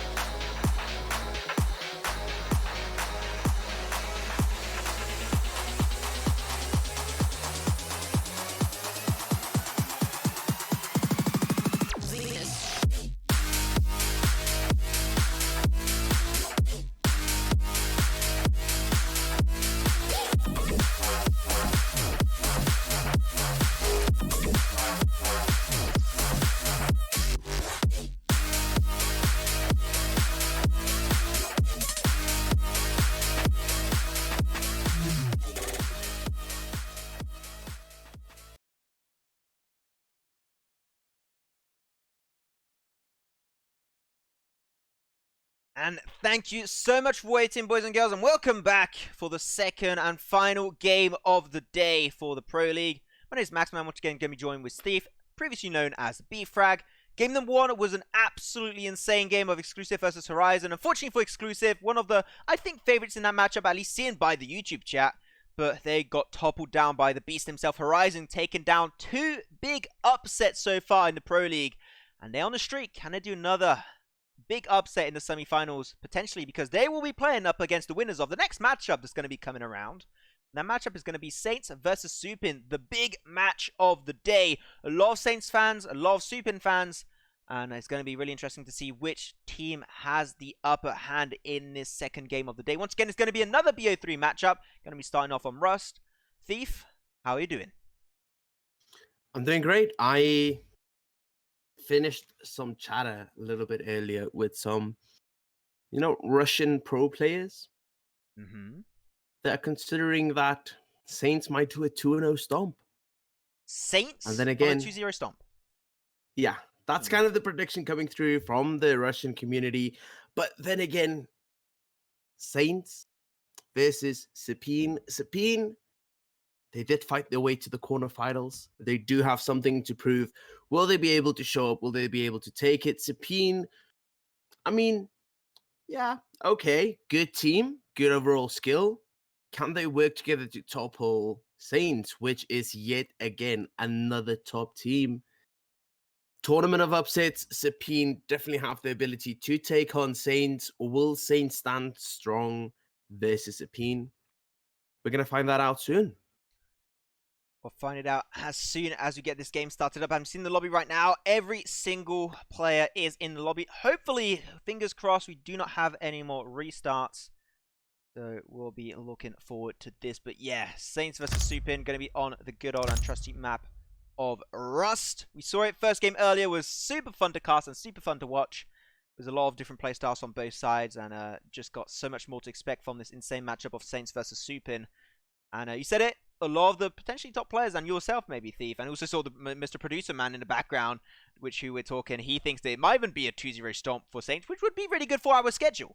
But let's not talk too soon, as we are now jumping into the warm-up session of this game on Rust. Only one team will come out on top. Who might it be? Will it be Saints? Will it be Rust? Tell us in the chat. We would love to know what your opinion is on the matter. But there you go. Counter-terrorist side is going to be taken over by Supin. And also that means terrorist side is going to be taken over by Saints. So that means I have to update my overlay, as it was actually wrong. So let's make sure we are actually set and ready for this game. Boom, boom, boom, boom. There we go. It's now updated with the current matchup. Had that wrong. My apologies.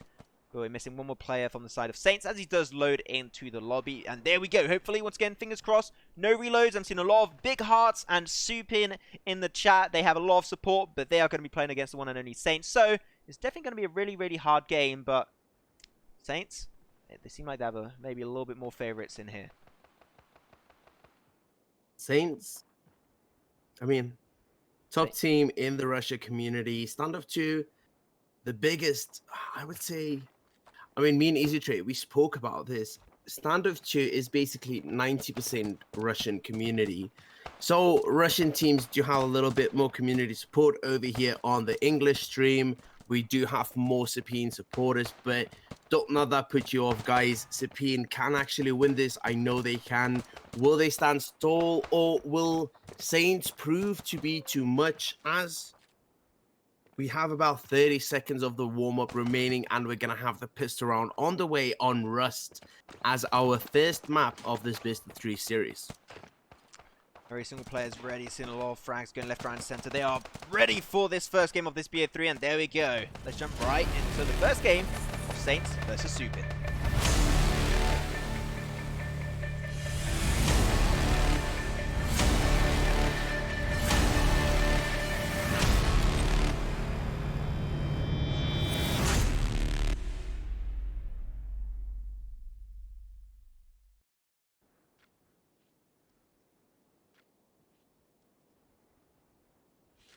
And there you have it, the long-awaited matchup of the day. Saints versus Supin. Supin going to be starting on to the counter-terrorist side. Saints on the terrorist side, so they're going to play really aggressively. It worked out earlier for exclusive. They like the map. They feel really comfortable. Do you maybe know a little bit of the history of these two teams on this map?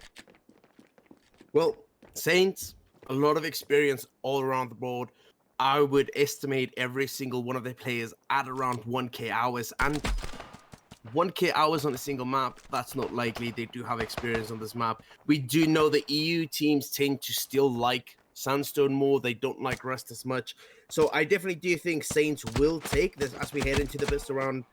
Spark goes down, Wilton attacked up low, but in Dragon and Windy already down. Saints low fight, Gentleman just across the board getting annihilated right now. Challenger lost remaining. He's on side. He can't escape. He needs to take this fight. And as we say that, 12C is going to finish it out for us. And as I have confidence in Saints, they get absolutely stomped in the pistol round. Sorry, guys. That is the streamer curse, as you would hear Maxman say quite often. Famous streamer. Streamer caster curse is the same thing at the end. It feels bad, man, when it does happen, but United now Saints. No, it doesn't work on A. I'm going to change up and change up what it's going to be unfolding and going to go for push instead towards mid. We go potentially towards A. Doing a little bit of parkour, Windy. Not sure what was happening there. Okay, just having a little bit of fun, trying to buy some time and have fun in the process. I'm not sure how you, like, maybe there's like a special peek at angle from here. I'm not too knowledgeable on that one, but it seemed like that might be the case. But they're being very, very careful on this slow push. And they're just trying to take the angle. They're going to go for actually a big, big boost round top here. And they're going to try and find it potentially. But this is very interesting. Saints just having fun. Saints just having... What's going on? Trying to find a peak on top. Wait. Oh, there it is. He's there. And Dragon just being a part of the Eagles. He didn't have the information, just had the info for a few seconds. What the hell is this? A tower of men. And the last member there, he's going to slowly climb up. He's above all men. The gentle...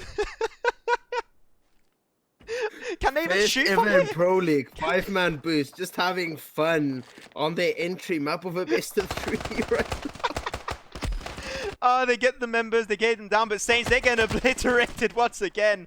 And Challenger, one time, second time, going to be on his own once again, but they had fun at least, but they didn't find a round. So I mean, 2-0. Full pistol eco, we couldn't expect much coming from that round. They were like, okay, you know what, let's just have a little bit of fun. Every frag counts towards our economy. And now, fun is over.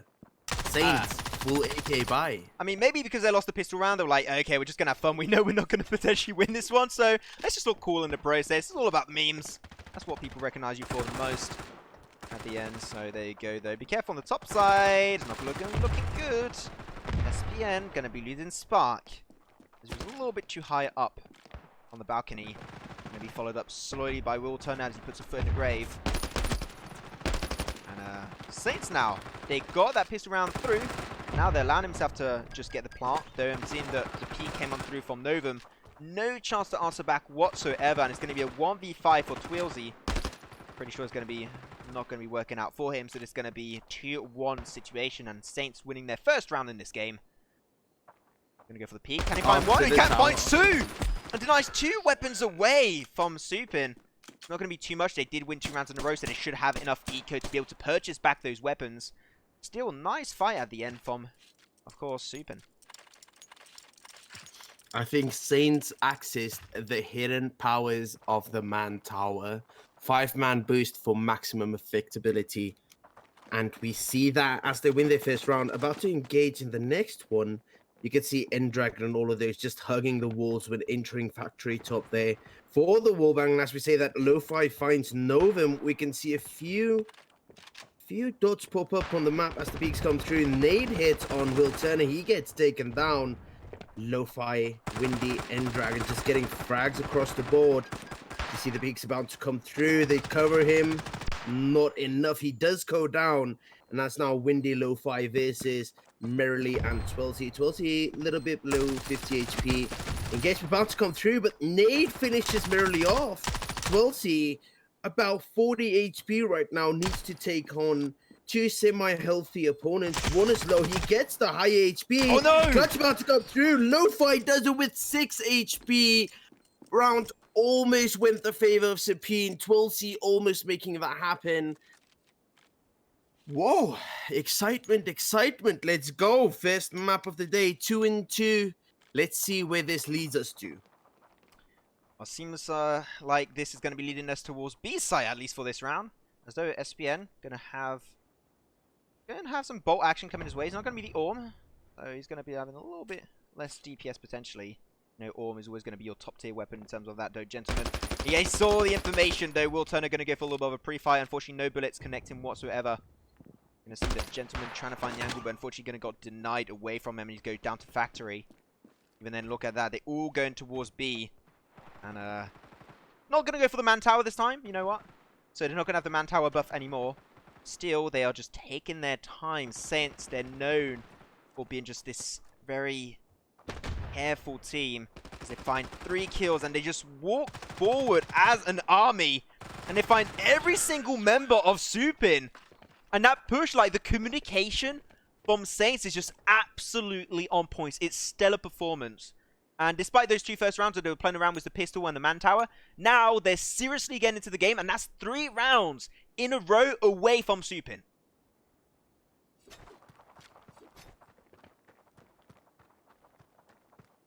Saints, once again, they're going to go for the push on B. If it ain't broken, don't fix it. No reason to.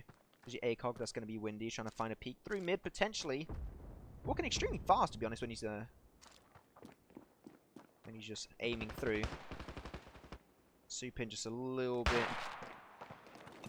Just taking their time, just being a little bit more passive on that push. Though he's going to be on his own once again, but he's able to find that kill. Makes an even trade. And look at that push in from Will Turner, saving the day! As Windy and Lo-Fi, they're going to be remaining. They are on the bomb site. The bomb is taken over. Well, he is on the bomb site. It's actually only Lo-Fi. He gets the bomb down, but not going to go and commit to it. As Will Turner is just going to try and play around. He hears the bomb getting put down, but he doesn't fall for it. And Will Turner finds himself an extra. Clears out 3 members on B bomb site. Now it's going to be the fight. The 1v1 of Will Turner. Gets information. The head going to be popped off by Windy. And that's going to be, once again, Saints winning an extra round, 4-2. And they're just coming in really, really strong in the next period of the game. I'm still saying it. Tower of Man has hidden powers, guys. If you lose your best round, Tower of Man, you will come into a stomping ground for the first few rounds, at least, as we head into, it looks like an A push here from Saints. Supine already stacked and ready. You have Spark up top already covering the high ground. Smoke coming in there, blocking in Dragon off, allowing Spark to get away with his life there with a bit of sound info he can give away there. You can see pre-fires coming through from Windy. Will it be enough? 2 members of Supine already tacked up, Challenger being low, Lofi being on 90 HP. And as we say that, things unfold and Windy and Gentleman just goes off. As Novum finally finds the trade onto Gentleman, who was playing off of side, off push, behind the back, just doing some damage. Down to Spark with the UMP to try and get the trade down. Runs out of bullets, and it won't be enough to even get first pick. Here we go, Saints surviving. Yet another round. Economy looking great for Saints at this current point in time. Supine still kind of on the bad side here. We do see 4 M4s coming through. Will Turner, FAMAS. FAMAS is a good gun in the right hands, but you need to land way more shots. Definitely doable here for Supine. Let's see as Saints opts to go for B again. They are switching it up a little bit, trying to be unpredictable on their positioning. Right now, just going to be taking their time towards container, waiting for something to unfold. But you can see that 1 member of Supin is going to go for a flank on the backside. Not sure how well that could potentially work out for them. They're going to actually change their information. And Will Turner, though, he's going to be able to find 1. Can he find more? He finds a trade and instantly knows what's going on. So he's going to be counting his winnings, force it back, and hold another angle. Can he find more? He can't quite. But look at that. He put 3 members solo. He found so many heads. N-Dragon, 1 HP. Windy, 1 HP. Lo-Fi also solo, and he does die instantly.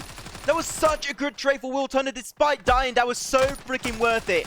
And now Challenger 1v4, and there's just no chance whatsoever. Will Turner just offered his team that round on a silver platter. That was so easy.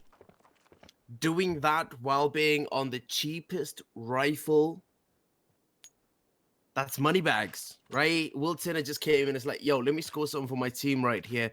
If I die with this, it's fine. I could buy him for next round. He find so many hits, so many Saints members. There was like, what, 3 on like 10 or lower HP, making the slaughter grounds open to Supine as Saints were rotating right into them. We'll see once again. It's going to be the 1-man army play, though. They're going to be having Novum going to try and help out, but 12C, can he pull the play? No, he can't. No chance whatsoever as they hold up B site once again for themselves. Challenger going to have a pretty decent angle to play with. They're going to go, although the nade from Will Turner once again. Will Turner slowly becoming a freaking favorite of mine. I got to give you that much. The bomb is put down as once again an extra time factor to this round. Though Challenger had a really good angle, but he gets surprised himself. They reversed engage, but though, Gentleman, he went for the counter push and finds so many kills for his team. And now Spark goes to find a 1v2 and go for the defuse. Well, makes it easier. He finds the 1v1. Now N-Dragon on the left side, but he's going to be looking a little bit chiff on the right side. And he does get taken out by N-Dragon. And Saints just running away with such an insane lead. And they're just showing no signs of slowing down. Tower of Man powers, bro. That's all it is. It's like the Tower of Man. Like it's got use on your round, you will lose the round, but the next few rounds you will be winning them. Is like the description of the ability. Yeah, it's a sacrificial round. Yeah, just sacrifice one round, win all the others. Human Totem. I think that's the official name now. Human Totem. Yeah. Oh, I like that name. Human Totem. Let's call it like that. Keep it. Do you know where totems come from?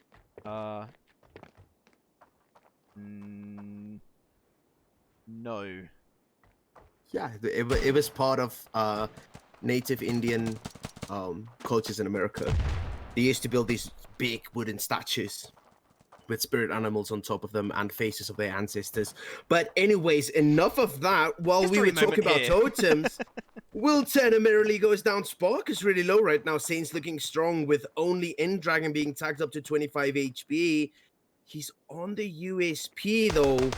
Weapons being picked up. Engagement's about to come through for Novum. He's landing so many shots that's hitting walls instead of heads. And he ultimately goes down. Saints, 5-man up in the pistol round. It is theirs. And they go hit hunting for 12C. Unfortunately, 12C couldn't find a pick to help him out with his eco. But yet again, Saints 7-2-3 running away with the Totem of Man activated. It's still active. The buff is still running throughout the entire game, even after the side switch. They will go for the UMP. Not going to go for big M4 plays. It's going to be, though, even Stevens, as you're going to see, the opposing side of Supin also going for the UMP play. So N-Dragon, he's playing with the handgun. Playing with the Deagle. That's the other one's going to get answered. They're going to be dropping the bomb just in case the person who has the bomb is going to be taken out. Windy trying to pick the fight on mid, but he knows that he can't really respond. They got too much firepower right there. Too concentrated on that angle. Just going to be forcing it back. Was that 3 Supine members in connector? Yeah. They were just all trying to take it. That was very risky, though.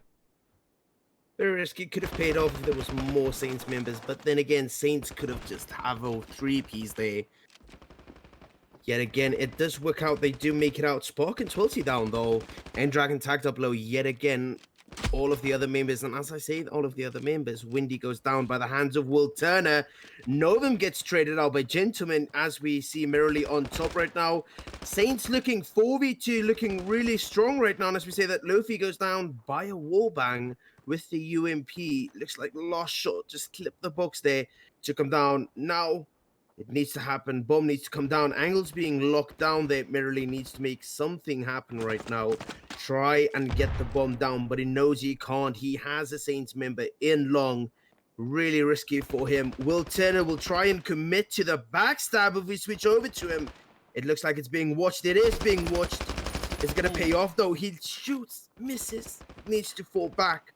That could have been the play that brought Supine back into this round.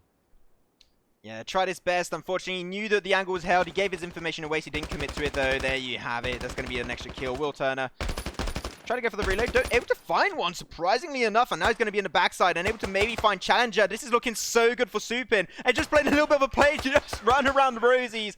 But at the end, is going to be Will Turner putting an end to that round. And it's 8-3. Saints, 2 more rounds were needed, and that's going to be game number 1 up in their pockets before we go into Sandstone. So really, that would be very, very short game on Rust, which is sad because you don't see a lot of Rust. At least we didn't see a lot of it in the round of 16. We'll see a lot more now as we did move over to the BO3 format. A little bit of mid action. Not going to be able to find anyone though. N-Dragon found himself a sexy double. Low fight, he's going to be losing his life. There you go, left, right, and center kills going back and forth.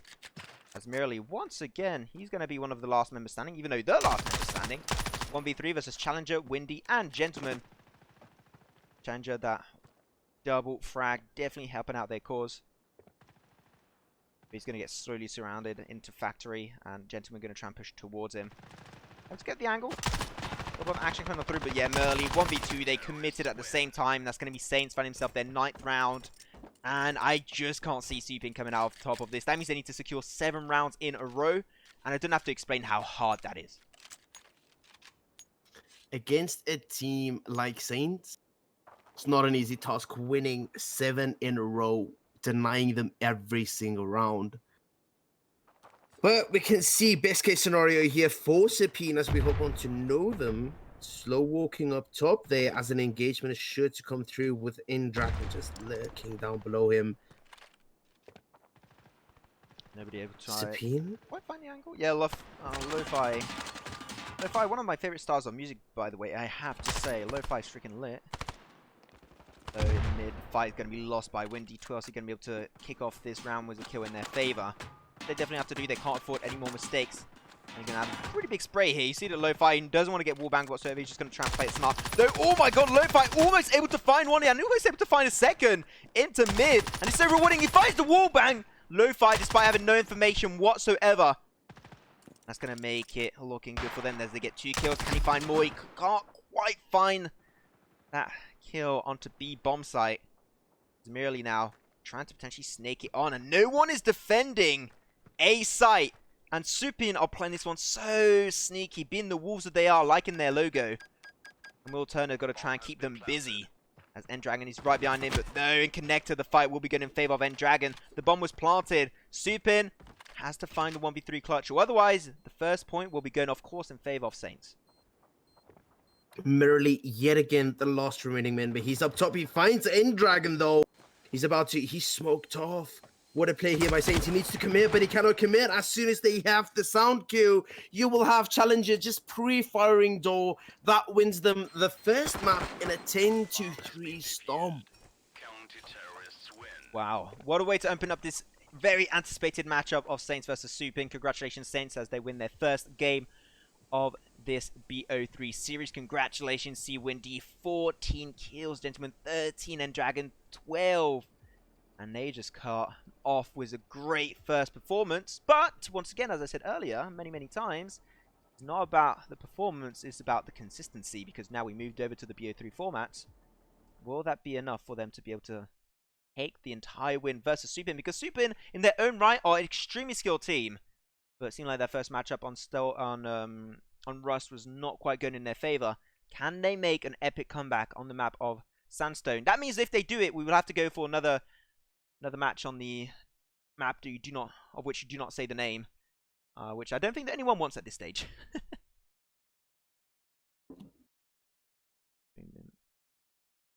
Do you think so what do you think really should happen here? After that first game we saw Saints just dominant fashions. We saw that Supin still having a decent amount of good plays, but unfortunately overall not able to quite find it. What do you think that Supin have to change in their playstyle to have a chance of taking a game away from Saints?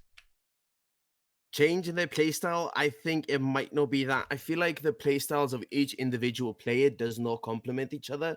We see Novum holding off angles. We see all of these things happening. But at the same time, it's just not working out. You can see great plays coming through from, let's say, individuals like Will Turner. Absolute MVP for Supin in that first map. But you can't have a single guy fragging out. I feel like Supin needs to support each other, block off each other's weak angles, and stay alive longer. You can see them working together at a common cause. That's why I was baffled by 3 Supin members in connector peeking mid. Not just is that risky, but that offers up, well, in return, if you were successful, you would get 1 single pick. Failing, worst case scenario, you would lose 3 members off of 1 single bad call. I feel like Supin needs to do more than gameplay change at this point, but they definitely do still have a decent roster. They can still get back into this. The question is the mentality there? Is the IGL ready to see what he can do with the individual players? If not, it's going to be a 2-0 stomp in the favors of Saints. But then again, Supin did fight their way to quarterfinals.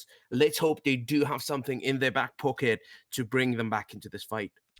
I am seeing right now we're jumping into matchmaking, and we got every single player ready. But like that one player from the side of Supin, like Will Turner, just had such a really proactive type of gameplay. He's always taking really like maybe like risky decisions sometimes, but just at the end of the day they become so rewarding. So Will Turner just slowly becoming like one of my fab players, and really just this really consistent player on the side of Supin, which, you know, that's always going to be something that helps out quite a bit. So I'm going to keep an eye out for Will Turner over the course of the entire tournament, hoping that potentially Supin can make it towards the semi-finals. But let's not forget that so far it's going to be Saints 1-0 in this round. They're looking really, really good in the process. So let's see how Saints can do. One of my favorite players on Supine right now, and arguably in Europe.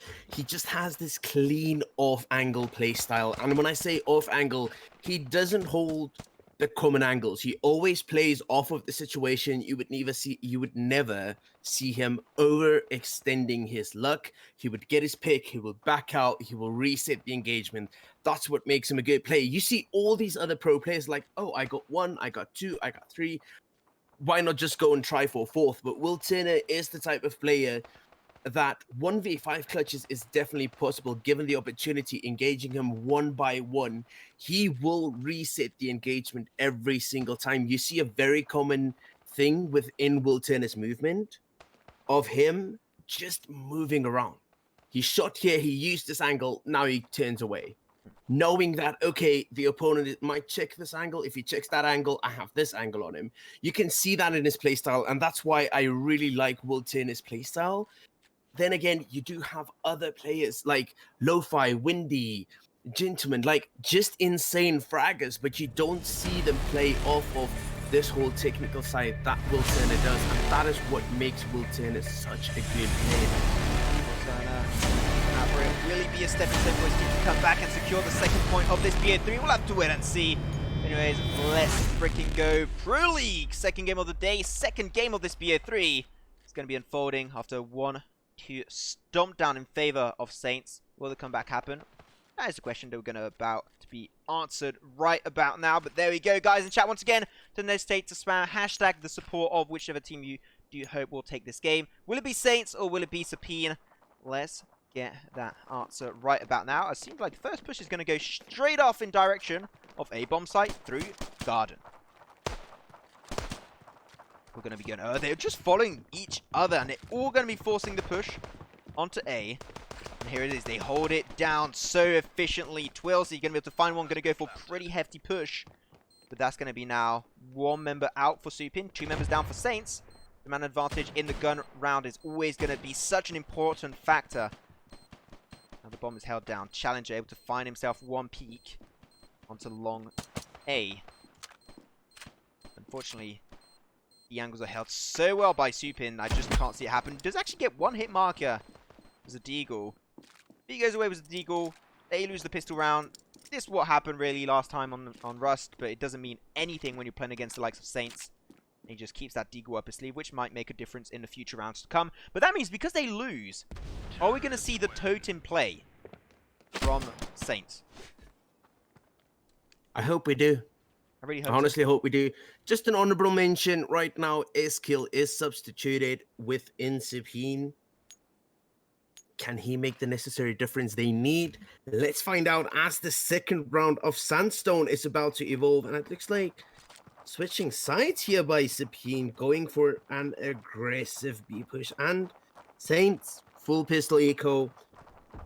You found them rushing Gardens. I mean, they always do, like, if they lose the pistol round, they're always going to go for next round. It's, like, so weird. They did, like, a really big tower last time. Now they're going to go for a big, fat backstab. Merely was UMP. Twelesy was UMP, also able to find himself 2 kills. The bomb was planted up on the site. And now it's just going to be really complex for them to try and get the defuse. Eskill going to be holding double doors, able to find a little bit of pre-fire. Unfortunately, not going to be able to turn that into anything. But those Saints, they picked up some weapons. They got themselves 1 UMP and 1 AK. And they might be able to turn this in their favor, though. Unfortunately, Challenger is going to be on his own and not quite able to find it. That's going to be 2 rounds in a row in favor of Supin. Was extremely close. Ezekiel being the last member standing. But Saints, you know what? Now they got them 2 rounds out of their system. Now this is the time where they're going to play a lot more seriously. You can see they go for the 5 2-man purchase onto the defuse kit. They also get so many M4s. They are looking to win this next round. I mean, previous round, out of secret, here came Will Turner. He got the 2 frags he needed, and then Eskil finished up the last guy, getting the trade from Will Turner. Works out really well for them. You can see them playing a little bit more off of each other right now. Let's see as we go into this map right now. Challenger already down. Windy goes down by the hands of Spark. Spark tied up low, and as we say that, Spark as well as Eskil goes down. Merrily, Will Turner, Twilsey backing off. It would seem that Twilsey is waiting in mid. He's waiting for that peak to come through. Is Saint's going to give it to him? Probably not. Rotating through CT, gentlemen, not expecting Will Turner around the corner. Yet again, onto Will Turner. He just got a kill in Z. What does he do? Rotates back off too long just to reset his engagement, reset his whole engagement, and that's what makes him such a good player, as mentioned in the training round. And as we say that, merrily from Kitchen, just cooking up the bullets into a couple of hits there, winning them the round. Ooh, I'm seeing that now. That round that normally was going to be won, like we saw last time on Rust, dominantly by Saints. After that big purchase of M4, they lost it pretty dominant fashion too. So big props to Supin, of course. Saints, 1 M4, 2 M4s, with 3 UMPs and 4 defuse kits. Then see that their Echo kinda struggled a little bit after that last round. 3-0 in favors of Supin. Now they're going to go for a big fat push on long B. Though, once again, going to play really respectfully, but Challenger dominating the angles of double door. I'm not going to let anyone pass. You shall not pass. That's what he's saying. Will Turner was the bomb. Might be overstepping his welcome. Might have to rotate with his team as merely finds Windy. Challenger going to go for the peek of those above boxes. Not quite able to find the spray. Just gets a little bit of tick damage on Will Turner. But now they're trying to reconsider what do they want to do in this round. It seems like this round they're going to be going for their shift towards A, as Gentleman is going to have a pretty decent angle on Z. He has straight up visibility on balcony. Same on his right side, his ally. Will Turner is now going to be the last member, as 2 members go down for Supin. This might be the first round for Saints, and there you go, Saints. They get their first round, and they get themselves the first point of this second game in the BA3 series. I think they realize that the Totem of Man actually wear down now, and they need to start relying on their skills yet again. Just going to take them a round or two. But surely, sooner or later, they will be back in this competition, or the Totem of Man transferred to Supine. Maybe that's like the counter side of the abilities, because it's so OP that it has to have a big downside Need to balance it out next map. Yeah. Man, big brain plays here. We're professional casters. We know exactly what we're talking about. As you might just be able to see, the Challenger once again feeling really confident holding double doors. And he's been doing a good job of it, to be completely honest. Able to find a few picks left, right, and center. So he's going to get wallbanged. Oh no, Will Turner. He knows his wallbang spots. He showed it earlier on Rust, and he also knows it on Sandstone. And he's going to find the first kill of that round. Because now, they find 1 kill on Saints. They're going to try and shift around, as they know that they have many forces on B bomb site. This A is going to be held actually by Windy. Windy going to try his best. Does find Spark, so that's at least rewarding. He's going to switch over, picking up the AK for himself. Careful though, low fight. Extremely low. Only 8 HP. He's going to get peeked out 1 bullet. There you go. Go for the headshot just to be safe. And Saints losing it once again, and they are losing their footing completely. And Supin really showing off to the party today. Totem of Man. It's a way of life. I don't know why it made me think of the Lion King. I don't know why. Lion King, yeah, just sacrifice a lion cub into the air. Yeet! Yes, your new king! Just yeet him off the freaking cliff. That's the best way to go about it. Yeet delete this to all my enemies. Oh. This stream has been going for too long. Oh my god. And I got another tournament to cast after this. It's going to be madness for me. But, anyways, let's get right into it. Of course, Challenger is going to be holding double doors, going to try and best. Can he find a peek? I'm not too sure. Once again, he's just going to be respectful. Doesn't want to lose the trade like he did in the last few rounds. 4-1 in favor of Supin. Ezekiel, he's going to slowly try and look up. Comes after the corner. We'll get Gentleman. Wallbang. Hell yeah. extra. Challenger and Gentleman boost out of the picture. Same for Spark and Will Turner on the side of Supin. Will Turner will bite the dust. But really, Saints here, they've just been completely obliterated and just having such a hard time defending their points. And just such a good synergy from Supin, really enjoying this terrorist side. But this might switch over when we have the swap after the 10th round. All Saints need is a couple of rounds. If they're stronger on T side, they just need 2 or 3 rounds as the CT side to be able to turn this around when they are T side. And as we say that, we see Eskill lurking down a merrily hold down Arches while Windy is trying to approach long. He watched Arches there. He's waiting for it. He does spot the member. Never good thing to hold that. And he opens it and he gets it. Never good to hold Arches like that. You need to be moving at all times. Waiting for Windy to come and fetch you. Son, he's going to take you to the other place. Oh my god! You got the 1v3. Clutch. Secures it for Saints. And they get finally their second round. This is maybe the end of their losing streak. And that just gives them, you know, just a little bit of an edge. Just a little bit of a moral boost. I talked about it many, many times here on the Pro League broadcast. How that can be impactful overall in your style of gameplay. Bark picks up the bomb. And a little bit unsure. Supin not quite sure where they want to commit to. Trying to find if they can find a peek on A or B, and when they find it, that's where they're going to be pushing. Lo-Fi Nade was chucked in his global direction. Going to explode. Does get a little bit of tick damage, I do believe, but Challenger once again holding the double doors, and he's slowly going to get pushed up by Will Turner. Will Turner, when he gets surprised, going to go for the peek. He tries to get thrown, but that just opens up opportunities to find the head. And Will Turner find himself a sexy double once again on double doors. Well, it's cool like that. Doe and Dragon on the right side. He doesn't look. He doesn't check. He tries to flex his knife, and that's not going to work out once again. Lo-Fi and Dragon versus Merely and Twelsey. Twelsey a little bit lower than he should be, but he picks up the bomb for his allies. Well, for himself now, as Merely goes down. Lo-Fi and Dragon going to try and push forward. Don't have the information. Not going to be paying off whatsoever, so maybe here, best play for Twelsey is just hold on to the AK.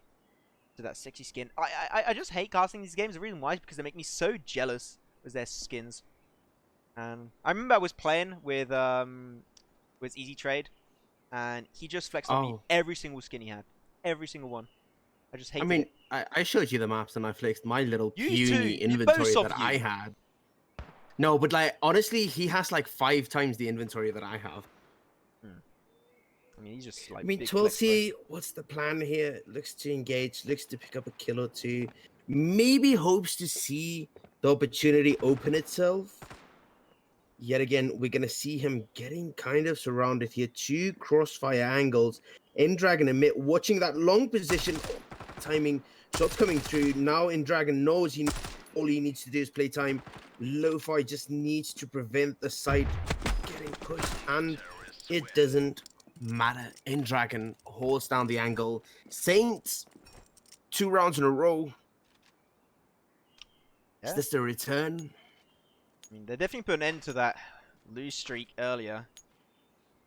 So now they're just trying to hold it up, and we're almost to the point where we're going to be switching sides and having Saints go on the terrorist side and Supin on the counter-terrorist side. The Supin, their aggressive plays have been so rewarding, but on counter-terrorist that is not something you can pull off that often. So the switch-up gameplay is going to be pretty intense. So A side is going to be pushed up. Windy straight onto the point. Not going to give them too much time though. Dragon is going to try and hold the angle. And Supin has been a lot more respectful. Yeah, just going to switch over to B side. Sorry. Challenger, Will Turner.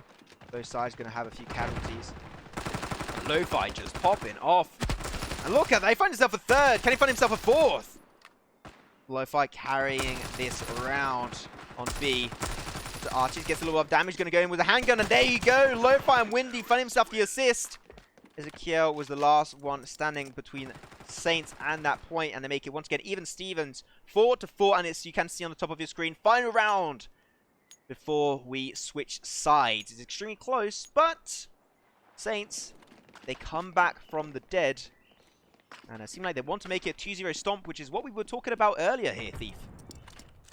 Yeah, I mean, Saints just coming back right now. Definitely, Supine has been putting up way more of a fight on Sandstone. Can they hold it down right now? And as I say that, Windy just enters into Pillars and he gets himself a double. He sees a third. He's power hungry. He's waiting for the peak, not overextending there.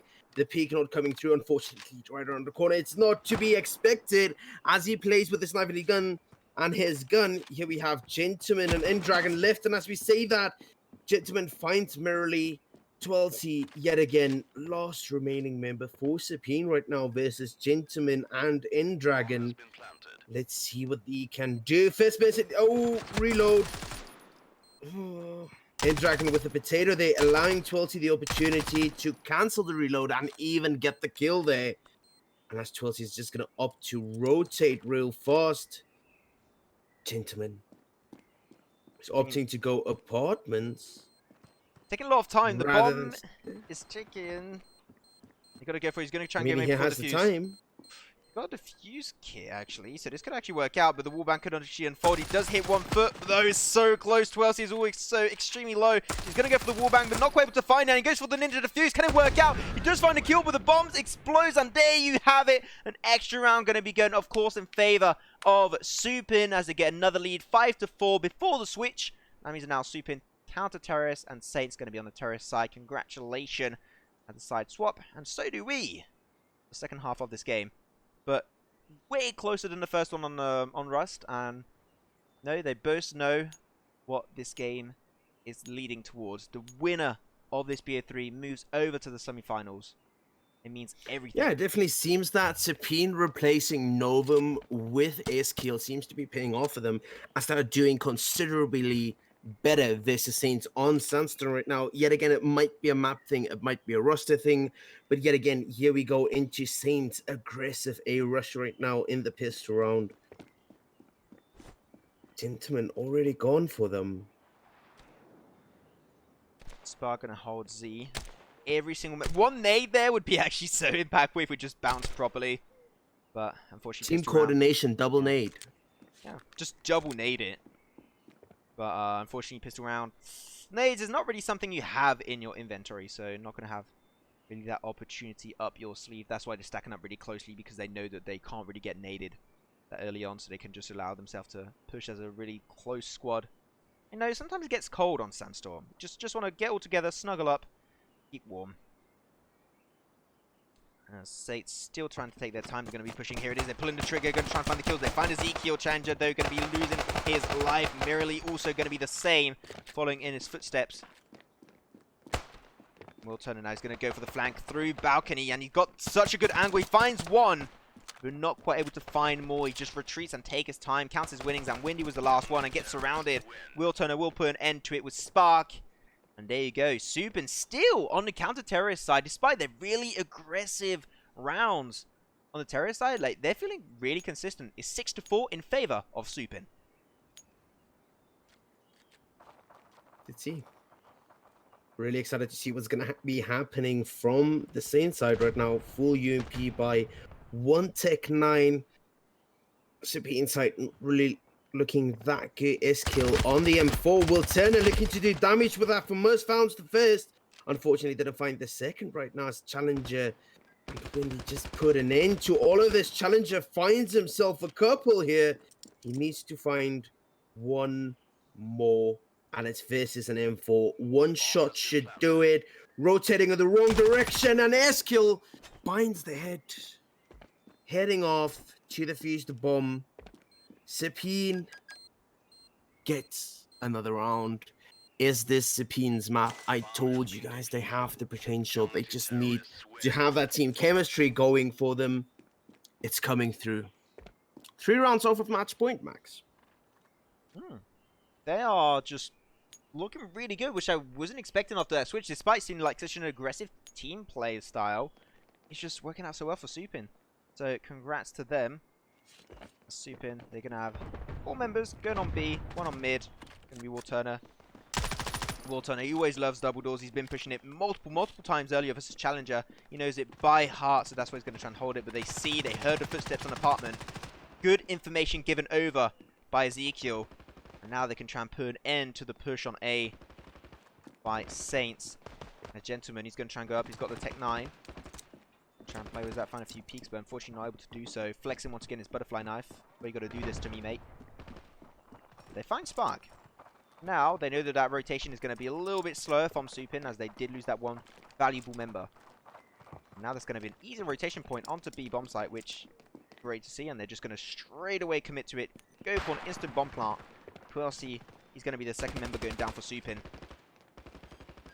Trying their best, but the bomb is going to be put down. Will Turner and Ezekiel, last member standing, as they're still on A bomb site.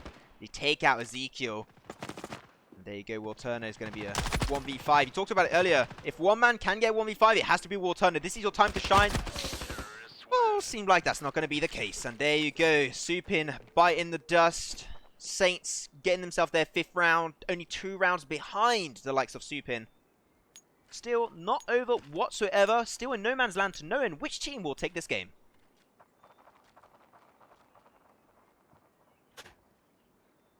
We need a totem of man to decide this.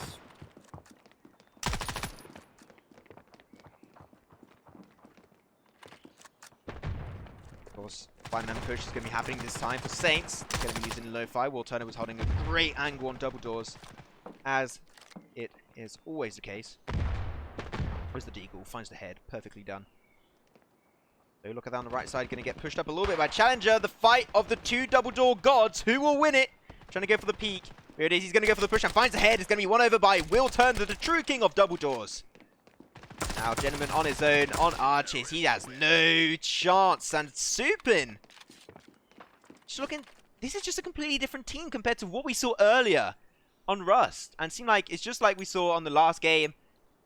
The map does make a huge difference. It makes such a huge impact on your performance. And this really shows up for Supin. Hopefully they can try and consistently have these rounds not offer any comeback opportunities to Saints. They just need 2 more. Saints need to win 5 more to be able to take this. Supine definitely in the hands right now as we speak of that. Spark and Will Turner goes down. Merrily has killed 12's last remaining members. Gentleman goes down. He's being found. Let's see what's going to happen here. Merrily goes down as well.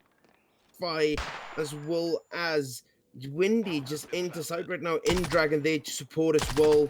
They just need to keep 2 more members from defusing this bomb. And as we say, that 12C from double doors, he gets it. Lo-Fi with the off angle, not being checked by 12C. Lo-Fi once again just absolutely obliterating the last 2 Supine members from this side. What a play. Ezekiel still able to almost give an opportunity to their team, but like I saw in chat, Lo-Fi's just got so many supporters, and you know what? Truly deserved. Such a consistent player, always having such a good performance. Shouldn't go for all the usual wallbang through double doors, not going to be able to turn that into anything. Will Turner, ooh, he's going for the peak. Not quite rewarding right there, took quite a heavy hit, down to now 36 HP. Both sides suffering a few casualties. But though, oh my god, the boost coming on through, and now, oh my god, Ezekiel was almost blocked in mid, but he's able to find it, gets the trade. Will Turner almost out of the picture. And Lo-Fi, he is still alive and ready to wreak havoc. Finds 12C, can he find another one? Not quite, but it does put the opposing side of Ezekiel extremely low, down on 1 HP. That was a close clutch, unfortunately not unfolding for him. Now Challenger, he doesn't have the bomb. The bomb is going to be on the niche section towards B. But he has to make the push and give his position away. But Ezekiel is right there with 1 HP standing. If Challenger gets the info, he should be able to win that trade pretty easily. You know, Ezekiel holds exactly the angle, and Challenger, he's just not going to work out. Normally he's going to find the pick. Oh no, he changes his direction last second. And that gives Challenger the chance to find it. Feels bad, man, for Ezekiel. But now it turns into a 1v1 clutch, which personally is a lot more interesting to watch. The bomb is still not in his hold. Challenger's going to try and go for the niche section. On the left side, Melly has great angle. Is going to go for the peak with the UMP. Not quite. Shh, let's not talk. Not going to give the information away. Challenger's pushing up. He's going to get through the fine archers, and there you go. Challenger finding the 1v2. And that's going to be great for the likes of Saints as they keep on moving closer and closer to taking the 2-0 stomp down versus Supin. But Supin still 1 round ahead, 2 rounds away from the win. That W is going to be worth so much for Supin if they can secure it for themselves.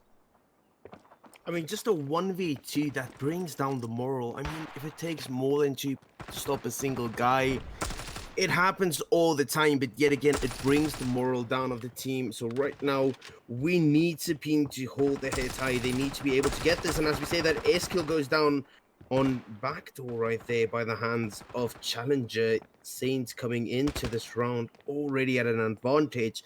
Getting the pick on A, opting to rotate to B. This should be sight wide open as we see Supin, everybody in CT spawn rotating to Spiral right now. As the first comes through for Windy right now, everybody's behind him. He's just checking the angle. Info has not been gotten yet. He gets it. First goes down, second goes down. Lo-Fi and Challenger just cleaning out this rotation from Supin, and Saints bring it back to an 8-8 match. Both teams, 2 points. Who's going to be quicker, Max? What's your thoughts? Oh, really? My thoughts are that it's even Stevens. It is so close. Like, level of gameplay, we saw it despite Supin having a little bit of a hard time on that first game on Rust, but now they are just in their full glory and able to put on the back foot and stress out a team like Saints. This is top tier esport. This is what we love to see. Even games are always going to be a lot more interesting to watch. Though, they're going to go for push onto B. The bomb is not in their holding. Gentleman's going to be towards mid. Not really supporting his team. They're not sure what is really happening and seem like they're all going to go as a team decision back and push B side instead. Going home with 1 kill on Will Turner, 1 death on Lo-Fi. So losing Lo-Fi right off the bat. Not going to be good because Lo-Fi has been just so consistent for the side of Saints. Just through the smoke. Spark popping off. Putting himself 1. Challenger and then Dragon remaining. Will this be the time where we go to game 3 once again? This just might be the time. In Dragon, gonna go for the AK. Just find Spark, revenge for his mates. 2v3. Merely, Ezekiel, 12C, all have the defuse kit if it comes down to it. But Challenger and then Dragon, once again, 2 rotations in the same round. Really proactive gameplay for them. And they're just gonna try and hide their footsteps. I'm not sure if Supin really had the info. It seemed like that Ezekiel did guess what is actually unfolding. And he's already on a bomb site. That can lead to potentially a 1v2 situation. And everyone, look at that. They're all rotating. 1 member from the back, 1 going for the Ruzi, and already Ezekiel on the point. It's going to be a really hard counter push, but Ezekiel going to try his best. They're going to be using Challenger. In Dragon able to revenge his mate. Can he find Merrily? Not quite. And Supin winning the 9th round. 1 point away from victory, 1 point away from salvation to make it a 1-on-1 game in this BO3. Yeah. Let's see what Supin can do. They need 1 more point. Saints, I don't really know what happened there. Supin really put up a great defense there. They stomped both pushes. I mean, as you said, Saints had to do 2 rotations in 1 single round. Best as Challenger and Will Turner, 2 top tier players. They're going to be fighting it out, but Will Turner will not be able to come out alive of that skirmish.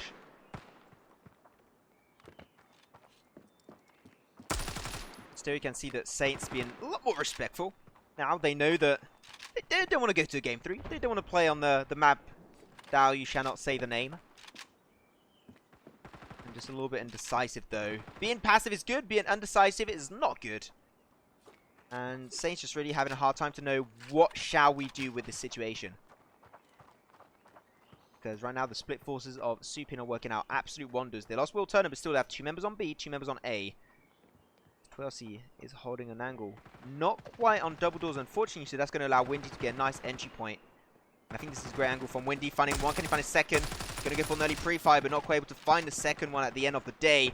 And that is just Supin losing all of their members. Ezekiel, last member standing, going down to the hands of Windy. And that means I'm going to go to a 9-9 round. The winner of this one will all move forward or will go to a game 3.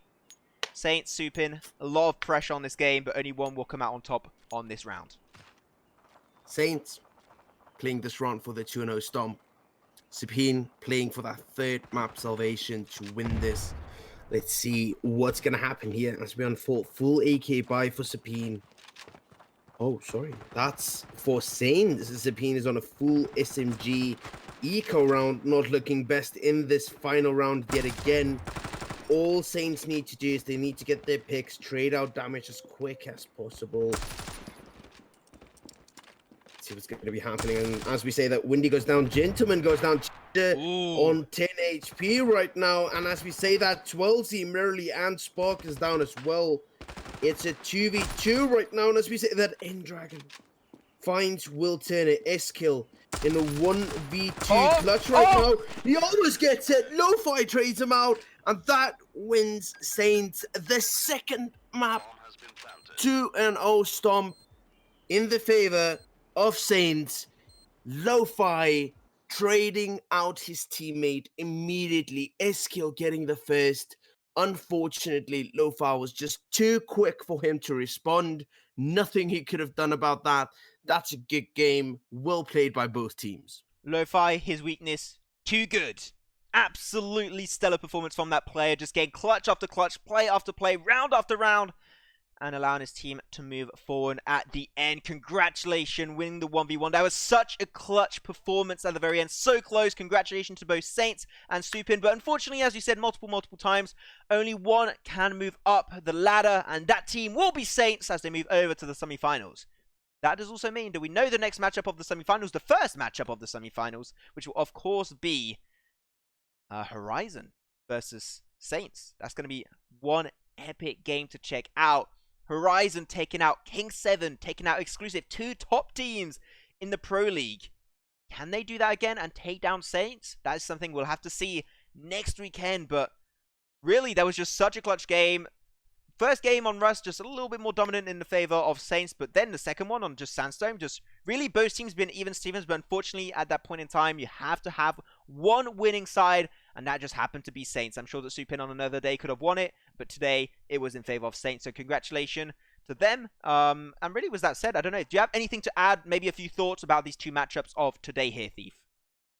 I mean, you can definitely see in Sandstone, when they substituted Novum for Iskill, there was better team chemistry and overall team play. And as I stated, EU teams tend to be better on Sandstone itself. So all of these teams just added up to them being able to go 10-9 versus Saints.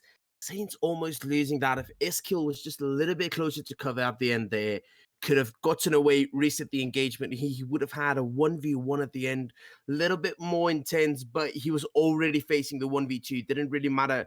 But at the end of the day, as you say, one team win, one team steps away. Unfortunately, that team is Supine.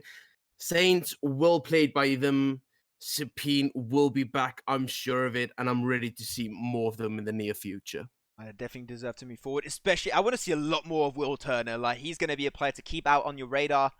And I'm sure we'll see a lot more of him in the future as he was just popping off, especially on that double door play on Sandstorm. But yeah, guys and girls, thank you so much for watching today's Pro League broadcast on STANDOFF2. Congratulations to the two winning teams. Of course, it was once again Saints and Horizon. These two teams are going to be moving forward to the semi-finals and facing off against each other next weekend. So you do want to check that out. It's going to be once again Friday at 7 p.m. Central European Time. Or there's also 6 p.m. GMT. So definitely write that down on your calendars. Don't be late, and I hope to see you guys there once again. My name is Maxman, joined today with Steve, known as BFrag.